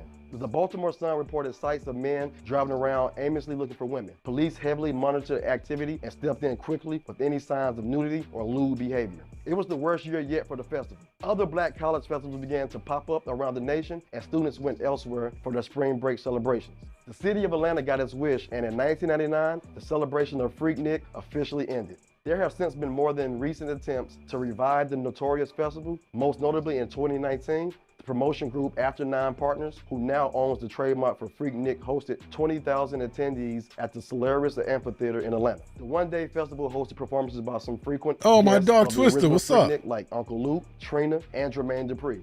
The goal was to bring Freaknik back, but Yo, the fact that Jermaine Dupri performed at the latest one, and he's also behind the production of the Freaknik documentary that's coming out on Hulu is ironic, for sure.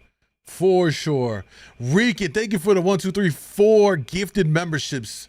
What a legend. I appreciate you, babe. Thank you. 5. Going crazy with it. Yo, if you're on IG, slide over to the YouTube side. You might get gifted a membership. DJ MoonDawg Live is the channel. the goal was to bring Freaknik back, but in a more positive way. Although guests had a good time at the new Freaknik, most recalled that it would never top the original, and it's probably best to let it rest. Celebrities have paid homage to the festival with Freaknik-themed parties, and T-Pain even produced Freaknik, the musical and animated TV special based on the infamous festival that aired on Cartoon Network. Freaknik was so prominent, it had a different world characters, Whitley and Freddie, ready to risk it all to attend. And all the way in Los Angeles, Anthony Anderson's character Dre in Blackish recalled while sharing a college anecdote with his kids that what's happened at Freaknik stays at Freaknik. What made this festival so special, you will have to have experience to understand.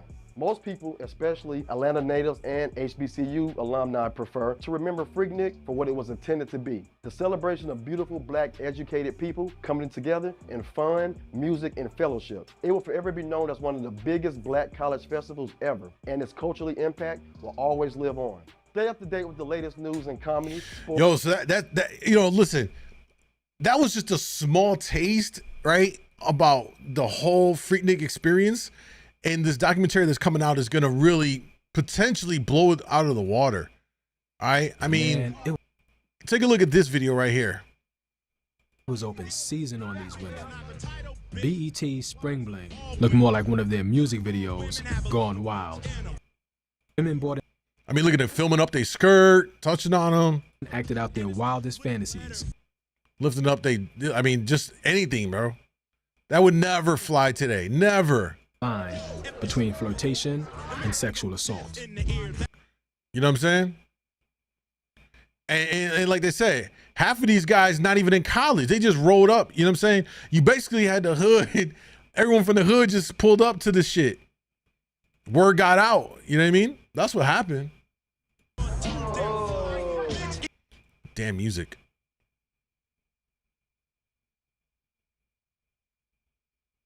I hear women say, when these rappers are calling, you know, women bitches and hoes, they're not talking about me. They are talking about you. If George Bush was to get on national TV and make a speech, and he started calling black people niggas, would you be like, I don't know who George Bush is talking about, but he ain't talking about me? So they're coming out here with their ass showing, know what I'm saying? We gonna slap them on the ass. That's just the way it is, know what I'm saying? But we representing all these niggas from J-Ville, Florida, trying to get on these hoes, slap niggas on the ass, because they representing their fine, salty ass. That's what I'm talking about. I heard you say. Hey, look, this is the 90s. It's the 90s. It wasn't like what it is now. I mean, granted, people knew like you're not supposed to like assault, but there was no cancellation. So you had this whole section of people out there that was doing whatever because it wasn't like you were gonna get caught on camera. I mean, they cameras were 8mm. Look at this. Yo, I ain't seen one of these handhelds in forever. VHS tapes and all that stuff. It wasn't like you could see it and put it right on social media immediately and then get called out for it. And then your job finds out about it. You get fired and all that. There was none of that. It was anything goes in this time period.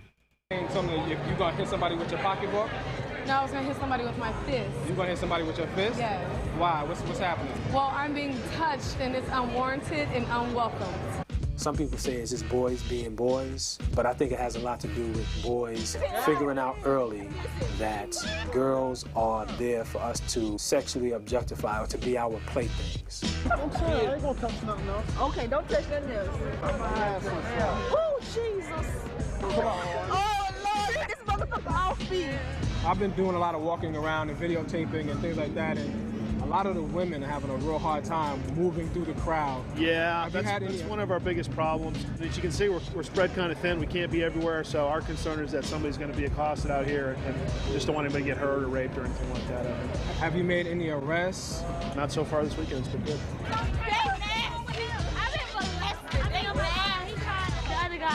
trying to take my whole shirt off. What the fuck? Yo, so that's one of them. Now, let's take a look at this video right here. This is the video from this nurse lady who has been going viral over her concerns about Freaknik in the documentary coming out on Hulu. Let's take a listen to what she had to say. Y'all, I don't know. We might be in trouble. Did y'all see Hulu is about to release a documentary about 94 Freaknik? Yes. 1994 Freaknik. Yes. They are about to release a documentary. So, I'm just, now I've been to several Freakniks. 94 was one that I attended. So I'm just praying that Jesus be a fence. I'm praying that Jesus just be a big, tall privacy fence. That's my prayer. This Easter, this Good Friday. That's my prayer. So, I will say this though. Like when they would bring out those video cameras and start recording, I immediately removed myself from the that situation. I never ever was okay with being recorded out there. So hopefully that worked to my benefit, but you never know. So the only thing I got is, if you see your girl in the documentary, hey man, at least I'm fully clothed. At least all my clothes is on. That's all I got. That's the best I got. But yeah, y'all, they about to put our business out in the street. Some of us might be on TV. So get your parental controls together. And I don't know, y'all. They about to be exposed. Your mommies and your daddies and your uncles and all of them potentially about to be exposed for all the crazy stuff they may have done at Freaknik. And this sentiment has been growing because if you look on let's see. If you look on TikTok, it's all over TikTok. People are really worried about this, right? In that era, they didn't have what we have now, which is our lives are under a social media microscope. Anything you do can immediately go up on the net, and you don't have this privacy anymore. Back then, you did, and so it's kind of funny to see that these are people that are not. These are our parents' age, I believe, right? So these are people in their mid 50s, 60s. I'm thinking, right? If you're 94, yeah, you gotta be at least 10 years older than me. So you gotta be like in your 50s plus, right? I was at Matt Freaknik in the 90s. Who cares what happened? But the point is that now that it's gonna be made into, it's being brought back into today, man. A lot of people that went out there were probably doing real ratchet activities. And the fact that it's going to come to light, a lot of these people were college students from HBCUs that are probably now, like, she's a nurse. This lady was like a nurse. And how many others have gone on to professional lives? And to have something you've done in your college years brought out into the light, I get it. People are kind of worried about that. You know what I mean? I think that's kind of like the concern about it. Charlie, thank you for coming over from IG, bro. In their 40s? Nah, because I was only 13. In 96, I was 13. So they're way older than that. Yeah, got to be barely in their late 40s. They got to be in their 50s. No shot, not in their 40s, Rican. No way. If I was 13 in 96, right? I'm 40 now. There's no way, no shot. No shot. No, the math ain't mathing. The math is not mathing. I've seen footage before of girls locking doors and getting butt naked. Oh, there's all kinds of videos of women. I mean, a lot of strippers went out there. A lot of sex workers went out there to capitalize off of it, right? You had rappers out there. It was a whole mixture of things. And there were, of course, women that went out there for fun, but didn't want to be taken advantage of. I think that's potentially what could be exposed in all this. Let's take a look at Mark Lamont's, see what he has to say about this. A lot of noise is being made about this Freaknik documentary. A whole bunch of people talking about whose names and faces and voices and bodies are going to show up on this video from the 90s. And most of the conversation is about whether or not women will be exposed on this documentary, whether people's mamas and girlfriends and wives and daughters are going to show up in a Freaknik documentary. And I hear you. But that's the wrong issue. Look, I was outside in the 90s. I've been to Freaknik as an aspiring young journalist covering the story, of course. And when I was there, I saw what was happening. It's not just about women being half naked. It's not about women's hypersexuality. No, Freaknik is about men ogling, men fondling. Freaknik had a lot to do with male hypermasculinity and sexual violence. Freaknik is a rape fest. It is a sexual assault fest. That's not the only thing going on out there. I'm not trying to demonize or pathologize black people, but if we're talking about the worst parts of Freaknik, it wasn't about the actions of women. It was about the disgusting actions of us men. And so when you watch Freaknik, you don't need to be worried about mama, daughter, sister, girlfriend. You need to be worried about brother, son, husband, or yourself, and whether or not you were engaged in some of the worst parts of patriarchal culture, whether you were part of the worst parts of rape culture and misogyny and sexual violence. When we talk about Freaknik and the way we talk about Freaknik, it's a representation of all the problems we have in a society. Listen, I think that was a very different time and place. One thing I don't really care for is when we, and this is a big systemic problem in society right now is overall, is when we take our lens from today's consciousness as a society, right? And how we view things in our current form and then try to apply it to the past. We weren't in the same kind of societal mind frame as we were in the 90s and in the 80s and the 60s. So it really bothers me when we try and dig up stuff from the past and apply today's norms to the past norms. It doesn't add up. I think when they opened it up and we saw saw the little video on we just watched on YouTube about the end of Freaknik, when it opened up and people just randoms were able to show up to it, I think that's where it all fell apart. It's pretty clear. When it became less about college students and it became just a general public, anybody can show up from anywhere, you essentially invite undesirable people that are coming in with wrong intentions to participate in this and turn it into what it kind of turned into and all that stuff.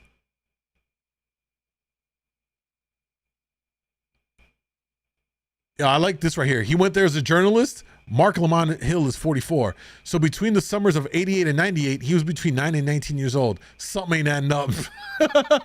He said, I wasn't there as a journalist. I was there as a college student. Bro, you just said in the video you were there as a journalist.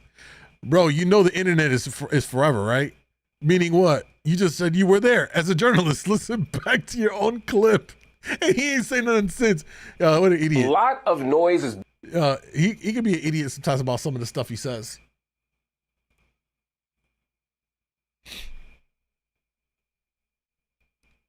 Waiting to see your peoples? Aw, damn. Maybe you were there too. We're going to see you in the video. Watch.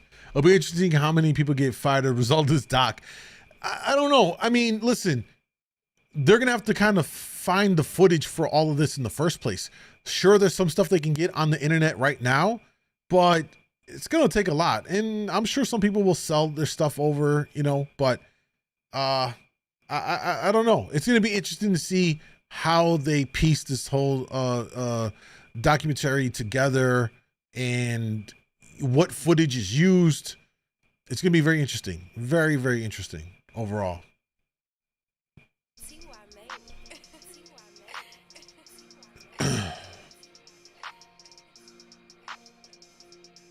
All right. So we covered Freaknik. Let's see what else. Anything else we need to cover for tonight? We had a good night of stuff, man. A lot of freaky related content we had to go through. Let's see here. I think we're good. I think we're good. What time is it? It's like 10:40 some. I think we need to finish. Let's see. Or maybe we'll resume next week. Let me see something. Hold on.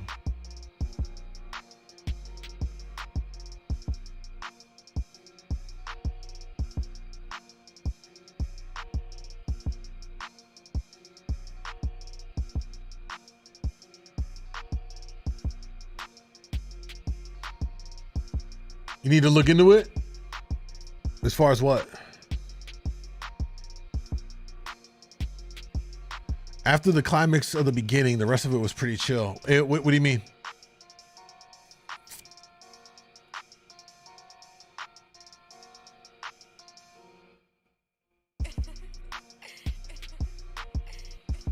Yo, Rican, again, thank you for the 5 gifted. I really appreciate that. Did I show the clip? Oh, wait, what was the clip I was going to show, Joanna? I forgot. Wait. What was it again? Hold on, I think I got it up here. No. Oh, yeah. I got it. Right here.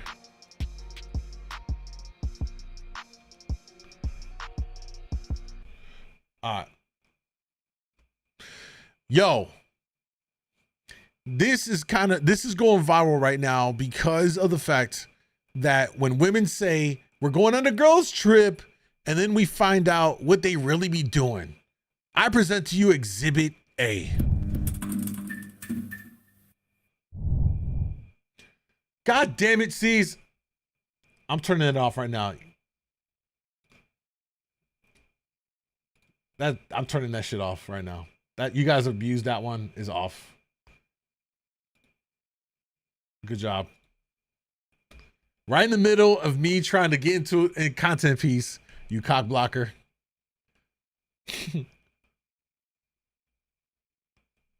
Trying to record this for the YouTube, and this guy, he's gonna drop the lights on me. All right, let me do this again since I've really interrupted. If Swingers Club came before Freaknik. Oh, okay. Why? Because you ruined it. All right, take 2. So this video is going viral, exposing what women really do when they go on a girls trip. I present to you Exhibit A. Look at this, the rub down you need. Yo, hey, yo, wait a minute. First of all, look where her pants are at, bro. Look. It's not her pants, it's her panties. Her bikini. This is what girls trip has come down to? Hey, yo, fellas. When your girl says she's going out on a girls trip, bro. Hey, yo. For the streets, and I'm proud of it. I'm telling you. Look at this. What is happening? Listen, I used to live in Jamaica. That's how I know Joanna. I used to live in Jamaica. I don't ever remember this being a thing in Jamaica at all. Man, have times changed. Hey, look, this is the spa day section of the itinerary. My girl go to Jamaica, she coming back to green texts. For real. Yo. They said I usually skip this part. She live in Jamaica now. Hey, listen. Fellas, I'm just letting you know, man. Be careful when your girl says she wants to go on a girls trip. Because goddamn, how do you even do this? How? You know what I mean? You about to get me killed, bro. Don't pause on the yeeks. Yo, I'm sorry. Oh my God. Yo, my eyes are starting to kill me right now.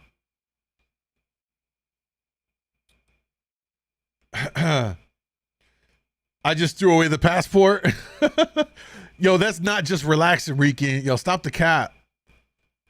Wait till he asks her to flip over. For real. It is now. Yo, I'm telling you. I need to do this job. Are they hiring? Girls do a lot of shit. Just don't say nothing about it. Yo, that's crazy. That's crazy. Y'all out here for real. Getting your cheeks rubbed on like that? What is that, a clay bath or something? I don't even know what this is. It looks like clay or something. I mean, she got the bikini, bro. Like, what? You know how easy it is to insert? That's crazy. So this went viral. Ain't no more trips, baby. You ain't going on no more trips without me. No more solo trips with the girls. It's over. You know?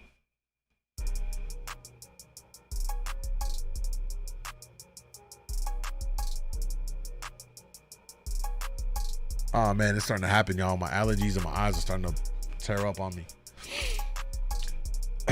You gonna ask for me? Oh, I appreciate it. Appreciate it. I'll be right there. I'm gonna have all the clay ready to go. Then they will have the nerve to say it's not cheating. Yo, for real. For real. Yo, T5, that's a dumbass question, bro. I'm not gonna fall for it, bro. Come on, man, stop. Oh, man. Yo, intimacy should automatically include a massage for the partner. Yeah, but not by some random person. That's different when he rubbing up on your cheeks like that. You know what I mean? What we saw right here, definitely something different. Definitely something different.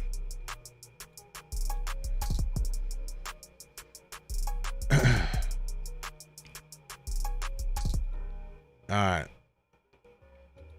Yo, we still got Resident Evil to finish. Let me see what we're gonna do here.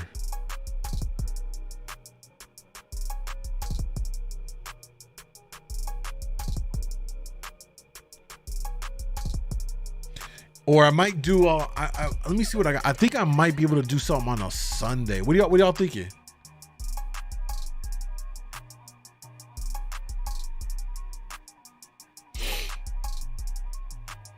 You be the first customer? Nah, yo. The thing about that job, I can never really do that job because I'd just be doing it for free.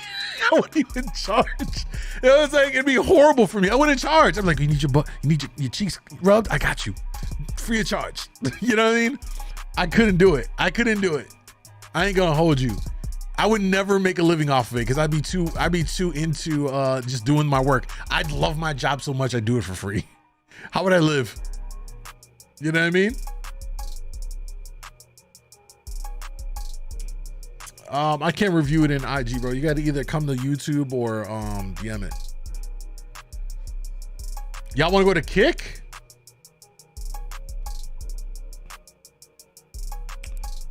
All right, let me see what I could do. Y'all want to move the party to Kick or what? Premium OnlyFans material. Yo, mad overtime. I'm telling you, bro. Hey, there's this guy. Yo, let me see if I can find this. Yo, there's this guy on Instagram that, yo, how do I even explain it? Let me see. Wait, let me find this. Wait. Y'all gotta see this. Man,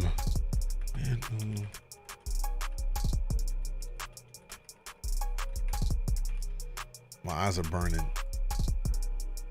Is this the guy? Hold up. Yeah, I found him. Yo.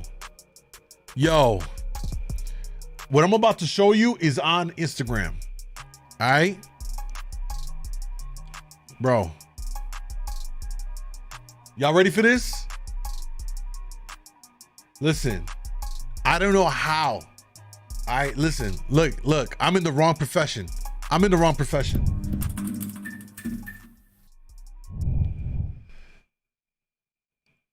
Look at this guy.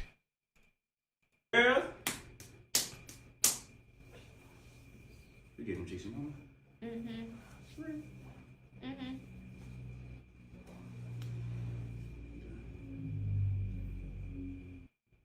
Them cheeks are cheeking, girl. Bruh. What? How? I'm in the wrong job. This man, bro, got 700K off of this. And they booking him for this. He also got an OnlyFans. So this is actually his what's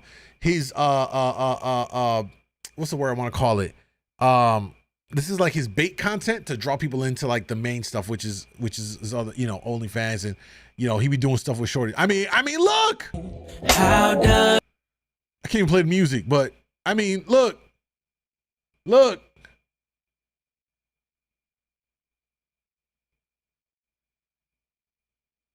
You know what I'm saying? I need to. I'm not doing any more. I'm not doing any more React Reels anymore, y'all. I'm listen. I'm starting on Monday. I'm just gonna start massaging women. That's it. That's it. That's it. Bro is winning. You know what I mean? Look. Wait. I mean, listen. Hey, yo, you letting your girl get this massage from this guy? Cause bro gotta get dusted. Bro gotta go put in the ground. If he massages my girl, he gotta go. He gotta go. Hey, yo, listen, I'm dragging him out just like in Casino. I'm dragging him out to the desert. He's digging up his own 6-foot grave. I'm dropping him in there. You touch my girl like this, you gotta go, dog. You gotta go. You know what I'm saying?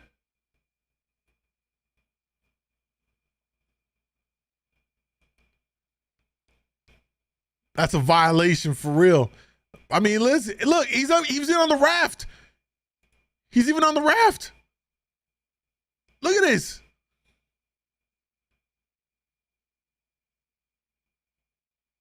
Man, what? He got her pretzeled up, bro.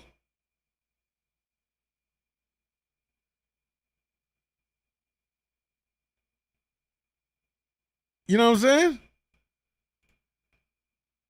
What's this? Yo. What the? Oh my God. Oh my, she's surfing on him. So anyway, you see what's going on here. What's this? He just kissing on him? What? Hey, yo. You see what I'm saying? Bro violating so many right now. Oh man. Hey, yo, the craziest part is I'm shocked at how he's managed to not get banned.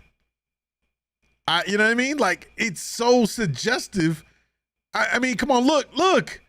How is this not? I don't know. I mean, good for him, but at the same time, I've seen people get their content taken down and banned for less. He all up in it. You know he's smelling it.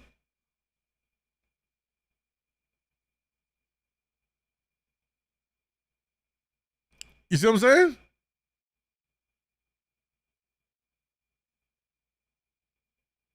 Okay, I want to dig deeper. These are clearly not random women. I'm willing to bet that these are also creators. Let's click her name. I'm digging deep. Yeah, she's a creator. Look. When you see the little spicy jalapeno or whatever, she got an OF. She got an OF, 100%. I'm willing to bet that every woman I click on right here in this videos is some kind of creator, OF creator, whatever. Oh, she's not. But she probably did it for the exposure because she got like 2,000 followers. I mean, that didn't really benefit her or nothing like that. But fam also kissed upon her like it was nothing. Let's see here.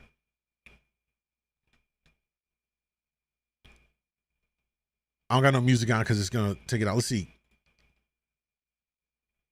Let's see her profile.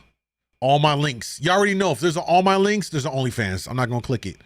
But I mean, listen, right? We see what it is. We see what it is. Adult entertainment services. So he's just getting all the shorties that are doing adult content and he's incorporating it into what he's doing. It's smart. Honestly, very, very smart. Very, very smart. And then he's also making OnlyFans content with them. So he puts up this like borderline not safe for work content, and then he drives people to the OF to go see him get busy with shorties. It's actually a genius play.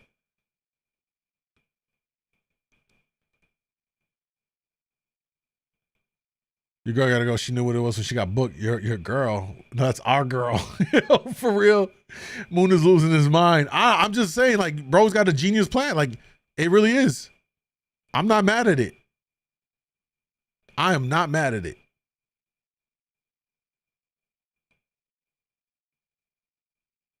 You know what I mean? Listen, I know he got a few good sniffs in. By the way, y'all, I'm pretty sure that today's live stream on YouTube is going to get demonetized because of all the heavy sexual content that we reviewed, you know, based stuff. So if you want to come through an IG, support your boy, come on through. You become a member. You could drop a super chat, $2 plus text to speech sounds off, so you can talk to me that way and it supports your boy. So slide on, or at least come subscribe. DJ MoondawG Live is the channel. Yo, he did this in public? No shot. No shot.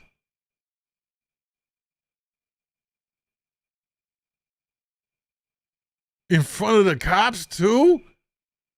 Yo, this guy's got, yo, he's brazy. Nah. Yo, he did in front of the cops though. Anyway, I just wanted to show y'all this. Oh, hell no. Did he spit in her mouth? Oh, he poured a shot in her mouth.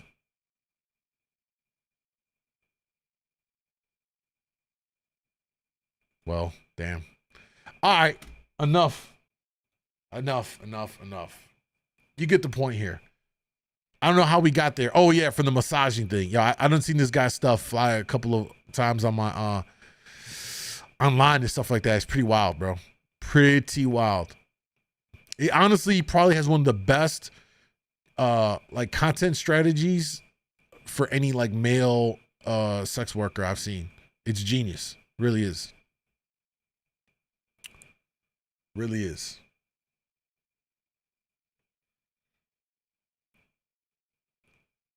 My man checking pH balance like they like they a pool.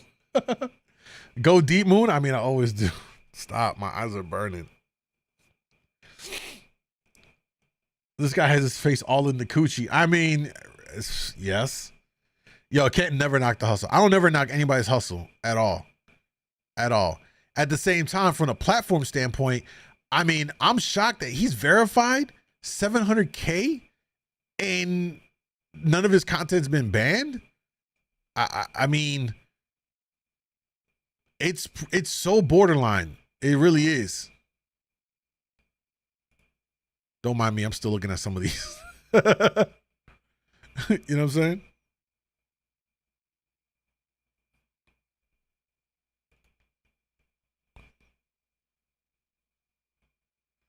People be doing a lot of crazy things. Yeah, I can't.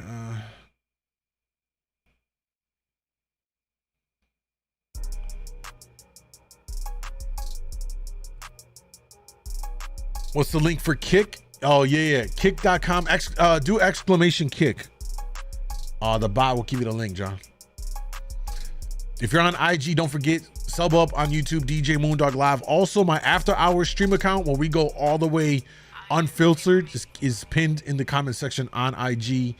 Kick.com, DJ MoondawG Live. I'm not sure I'm going to do an after hour stream today because my allergies, y'all, been crazy because now we're getting into the time of year where the seasons are changing. And even though I took a 24-hour allergy pill, I'm still dying, bro. They don't do shit for me. So we might revisit a stream possibly on Sunday. Don't forget, I also have my second YouTube channel, The Mind of MoonDawg. That's where my standalone commentary content goes. A lot of it's kind of leaned towards relationship stuff, commentating on dumb shit people post online, stuff like that. I should have some videos up this weekend up on the channel. I've been lacking on that one, but we're going to get back on it and everything.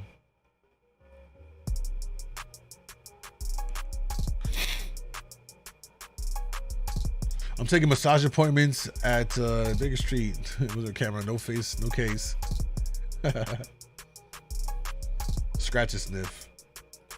Yeah, let me give you that link. Should kick y'all the thing right there.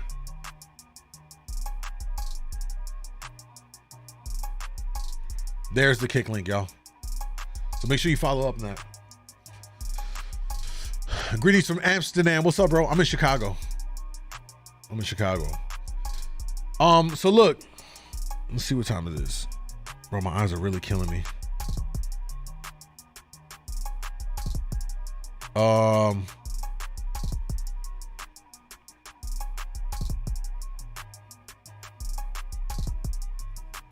Oh, there's one more thing I did want to talk about.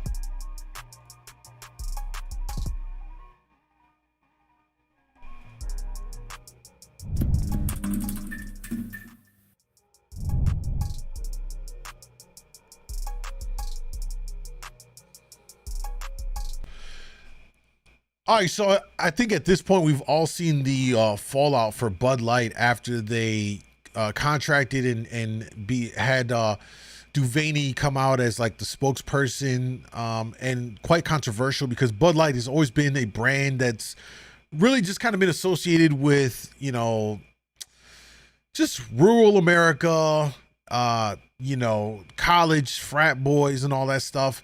And when they tapped into Mulvaney, or what's the name, into this whole thing, it became a whole debacle, and it's really backfired on Bud Light. And since this all happened, we've been waiting to hear from Bud Light themselves. They got to do damage control. They're taking a beating on this whole thing. Essentially, the whole, you know, go woke, go broke kind of a thing is playing out for them right now. And so finally we have a letter, or an open letter from the CEO. I'm gonna read it to you here and talk about this. So, our responsibility to America. As the CEO of a company founded in America's heartland more than 165 years ago, I am responsible for ensuring every consumer feels proud of the beer we brew. We're honored to be part of the fabric of this country. Anheuser-Busch employs more than 18,000 people with our independent distributor, while our independent distributors employ an additional 47,000 valued colleagues. We have thousands of partners, millions of fans, and a proud history supporting our communities, military, first responders, sports fans, hardworking Americans everywhere. We've never intended to be part of a discussion that divides people. We are in the business of bringing people together over a beer. My time serving this country taught me the importance of accountability and the values upon which America was founded: freedom, hard work, and respect for one another. As CEO of Anheuser-Busch, I am focused on building and protecting a remarkable history and heritage. I care deeply about this country, this company, our brands, and our partners. I spend much of my time traveling across America, listening to and learning from our customers, distributors, and others. Moving forward, I will continue to work tirelessly to bring great beers to consumers across our nation. Signed, whatever his name is. I just read to you essentially nothing. What the fuck was this point on this open letter that serves no purpose? You wasted everybody's time reading this bullshit that doesn't answer or speak to anything. There's no clear say on what position you're in. You just made this very generic statement, essentially, that we like our customers and our brand, blah, blah, blah, blah, blah, blah, blah. I'm moving forward. We're gonna blah, blah, blah, blah, blah. You should have just said nothing. This doesn't help any side of the conversation, and they're in a bad spot, because if you ditch Mulvaney now, you're gonna look like you hate trans people, and you caved into their audience. Like, let's be real, Bud Light is typically drinking, primarily their core audience are gonna be like older white men, right? Think of guys in the country, baseball fans, sports fans, colleges. That's just being honest. That's typically their demo. And these people tend to probably lean right politically. So when they got on board with Mulvaney for this whole thing, that's the core of where this fallout is happening, because it didn't align with their core consumer. And honestly, even for me, I'm like, that didn't make sense. Why would you're taking a Bud Light brand. It's such a well-established brand, and it has a very distinct identity and a consumer that drinks it. You completely just threw it for a loop, just for the sake of what? Appearing inclusive? And they have so many other brands underneath they're all owned by one company that's in Amsterdam. I think it's InBev. They could have attached her to something else perhaps. But now they've put themselves in this terrible situation where they've alienated everyone. Literally, they've alienated everyone at this point. And the worst thing, the absolute worst thing they could have done is exactly this. Released an open letter that doesn't serve any purpose, that doesn't speak to any which side, that doesn't give a clear decision and how they're going to proceed moving forward. It was a bunch of jibber jabber, as Monica just said. What a waste. and they deserve everything that's coming to them.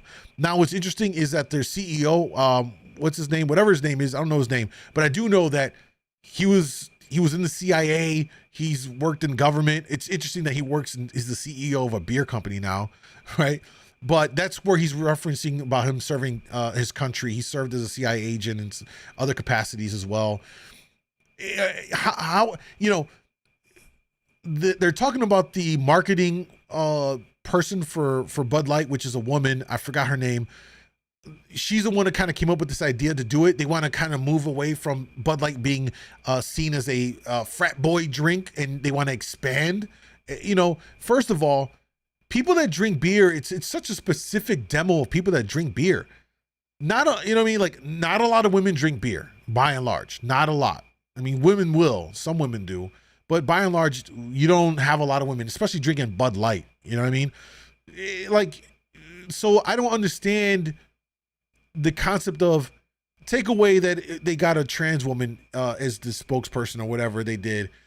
Even if they brought in any woman, it still doesn't seem that it connects with their core demo for a brand. So it just seemed like she was trying to reach and expand and force an inclusivity that just isn't like part of their brand. I don't know. They just really made they fumbled this so bad. And what's worse is if he's the CEO, there's no way he did not know that she was going to pull this off. He had to have had cleared this. And if not, this is an even worse L for him, because now he has to deal with the fallout. And if you're the CEO, you're ultimately responsible for everything that happens. I'd find it hard to believe that the marketing, VP of marketing or whatever her name is, that was behind this decision to get Mulvaney didn't consult and let him know, the CEO, that this is what they're going to do, this campaign. We're going to go inclusive and we're going to bring on Mulvaney in here. I've already talked about it in the other live stream. Here's my thing essentially with Mulvaney too, which I don't like, right? I have no problem with them getting, or let me say this. I don't have any problems with a trans person getting this kind of opportunity, right?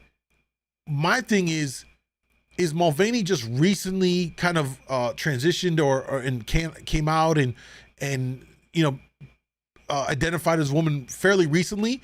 And once she did, it was like the gates to everything opened up to her automatically, just by simply coming out and saying, I'm a trans woman now, and started dressing like as a woman and so on and so forth. All of a sudden, she's got the keys to the kingdom. That to me is fucking weird. When there's so many other women, hell, even if they got Laverne Cox, who's a very notable trans woman, we see her in Orange Is the New Black. I think it's a good actress.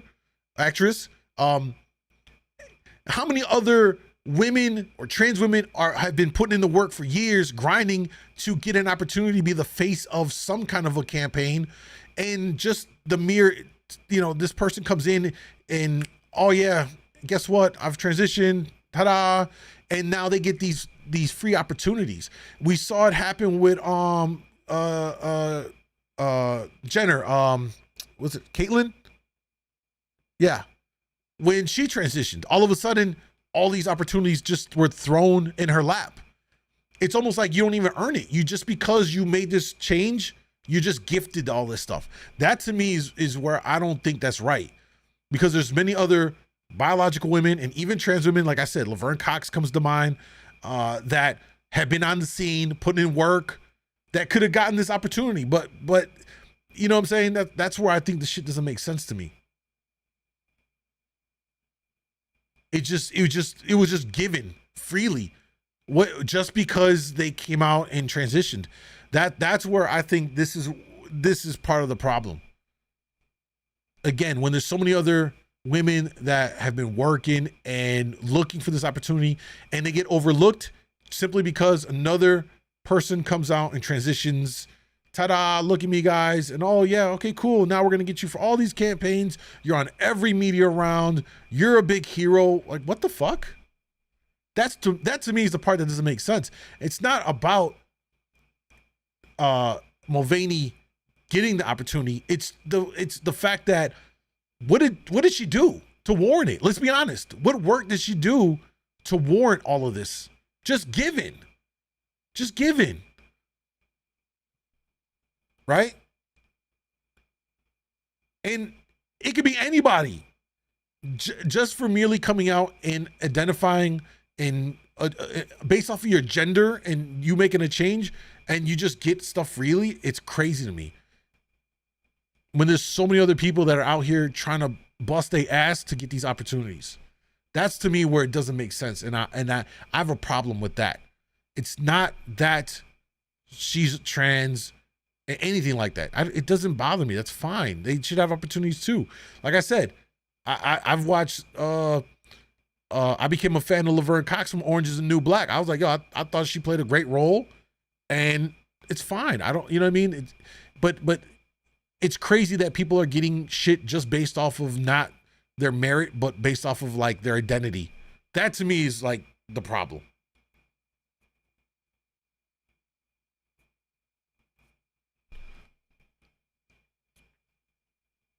You know what I mean?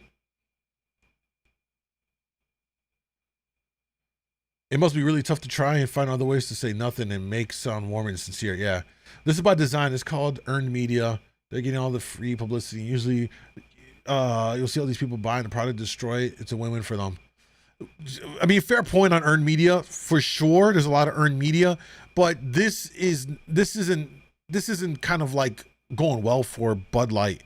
This is a big stain on their 165-year, legacy. This is something that's gonna be talked about for forever now, and they've certainly disenfranchised their core consumers. You know what I mean? And to think that by getting Mulvaney and having them run campaigns, that you're just gonna automatically now what? Are you expecting the trans community to by and large just start buying Bud Light? Are you expecting women to just by and large start drinking beer when most women don't drink beer? You see what I'm saying? Like, it didn't make sense.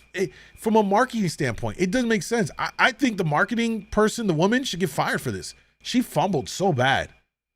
She fumbled so bad.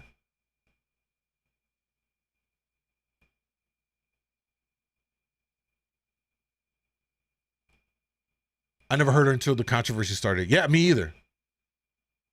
Give me a cold Red Stripe beer. Yo, cold Red Stripe sounds fire right about now. Anything is better than Bud Light. It takes like 19 to feel a buzz. Oh, it takes like 19 to feel a buzz. It's very watered down. I mean, that's always been a thing about Bud Light. It tastes like water. I honestly don't even know how people still drink that shit. So maybe this is a good thing for Bud Light. Maybe they'll just retire the brand and bury it. 165 years is a long amount of time to be alive. Some things need to go into the grave. And maybe this is exactly what is needed to put this shitty beer in the grave. For real. For real. Dude, every company does it. Look at Nike. Here's the distinct difference with Nike, though. Nike inherently has a much younger, left-leaning consumer. Think about it. Nike selling kicks to teens, young kids, young adults. There's a whole community of sneakerheads. Like, a lot of Nike's community are people that are going to be left, like politically left, and they're going to be more accepting, generally speaking.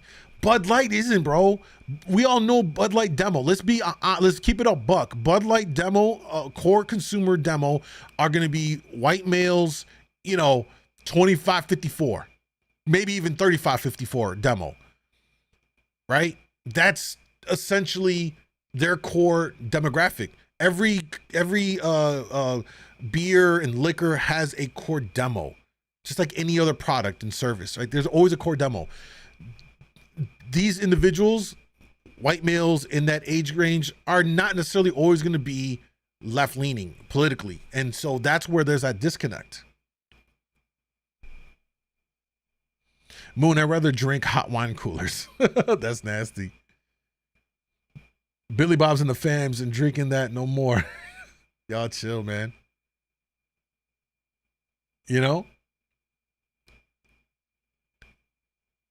So I say all of that to say that So I say all of that to say that this was a waste of time to release this statement. And it backfired here. I mean, look at the comments. Awful statement. They could simply issue an apology and say that that from now on they are going to get out of politics and sell beers, but they seem to want to keep on lecturing. Yo, true. I keep saying this. Companies need to stop getting in the political realm. It's bad for business, and yet they still keep doing it. They need to be apolitical. Just sell your product and shut the fuck up and stay out of the politics. Don't get dragged into it. We make a product that just is for everyone. Use it or not. That's it. Stop trying to get all these different people from these different tribes and groups within our country, because when you do that, you start offending somebody else, and then all this happens. Just make a product or provide a service that's apolitical, and that's it. But all these companies have to keep on taking these political stances in what's going on in our country, and they get burnt by it. I don't understand why they keep doing it. Well, I do, and it's part of a deeper issue when you have like BlackRock. They got the thing called the ESI, I believe it is. There's a lot of let me get the term properly here, but like BlackRock is primarily the main culprit here, where they are activist investing, and they're forcing these companies to do a lot of these what would be deemed as like inclusive things, right? They're forcing them to do all this stuff. Maybe we watch a video on that next week to dive into that world of BlackRock. BlackRock is easily the biggest behind the scenes Geppetto holding the puppet strings on all these companies, if not entire country, with how much they have invested and how much control they have in all of these companies. You know what I mean? It's very interesting stuff. So if we want to, we could take a look at that next week. But this all ties in together. You know what I mean? BlackRock is pulling these strings and using their leverage in the ownership on these companies and they're sitting on these boards, and they're forcing these boards and the CEOs and these companies to do a lot of these inclusive initiatives and woke things. And, you know, and if these companies want to get investing in money, they got to do what they got to do. And so it all ties in. It all ties in. The statement is completely absurd and dumb. Another comment. This is 200 words of nothing. Absolutely facts. It took them a week to put this together. The only chance was to come out the next day and say this was all a big April Fool's joke. That's a lot of words that basically tell us nothing. You get the idea here. The sentiment is echoed. This was a word salad of nothing. They should have just shut up and either done nothing or come out and said, listen, either we're dumping Mulvaney, which they would never do. They're actually more scared of the backlash from the small minority. If you're looking at it as compared to their core consumer, the trans community is going to be a far smaller percentage of people, many of which who aren't drinking Bud Light, I'm sure anyway, right? That's the irony in all of this. But they're more scared of dumping Mulvaney, backpedaling to appease their core consumer. They're just more scared of the community and the backlash from that than going through and doing that, which is wild as well. But they also don't want to double down or appear to double down. They've already offended their core consumer. So you get this BS statement that says nothing. Here we are. So I wanted to talk about that. I think it was worth mentioning because of all the controversy right now.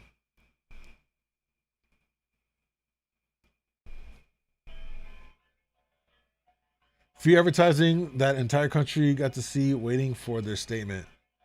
Again, I don't think this was a dub at all. I know there's this old saying about, all promos good promo, but this is a costly blunder. This is costly. It's not the same like when an artist does something stupid or whatever else. Like this has real consequences for the company because they lost $5 million in valuation when this all happened. Their stock dropped Now, that was like over the 5-day period or a 1-day period. It's going to be interesting to see going forward over a longer time period, going forward now in 1 month, 3 months, 6 months, where the numbers look like for their stock. That'll be a more accurate indication on the consumers' feelings about Bud Light after they did this whole controversy exploded.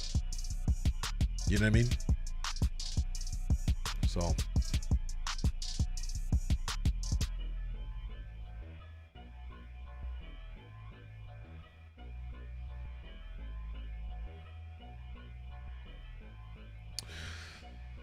All right.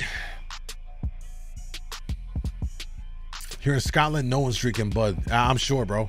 I'm sure.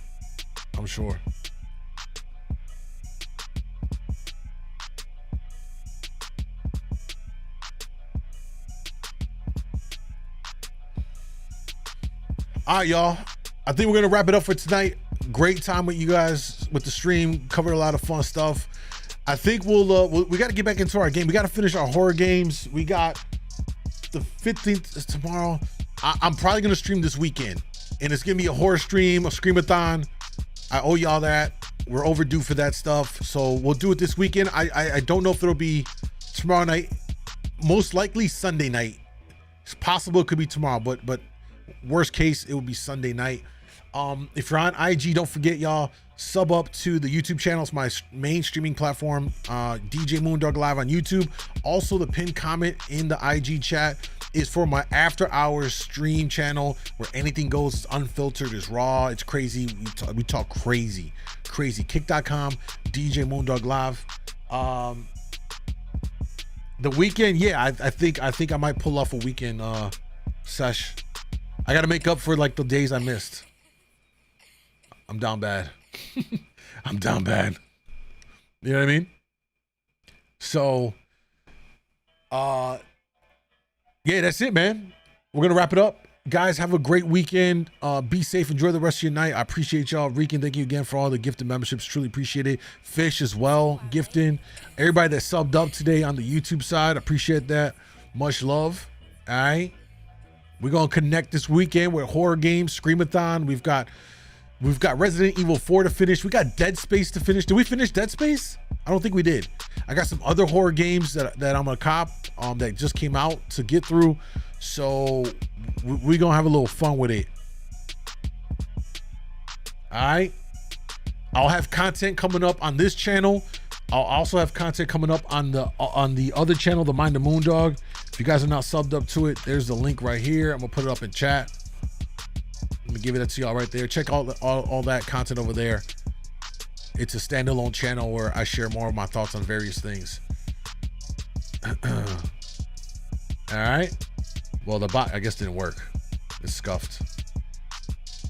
Does it not work? Let me see. One of those commands gonna work. I messaged you a video on here. I bet I'll take a look. There it is. Real raw, unfiltered. Sub to the Mind the MoonDawg channel, y'all. Right there.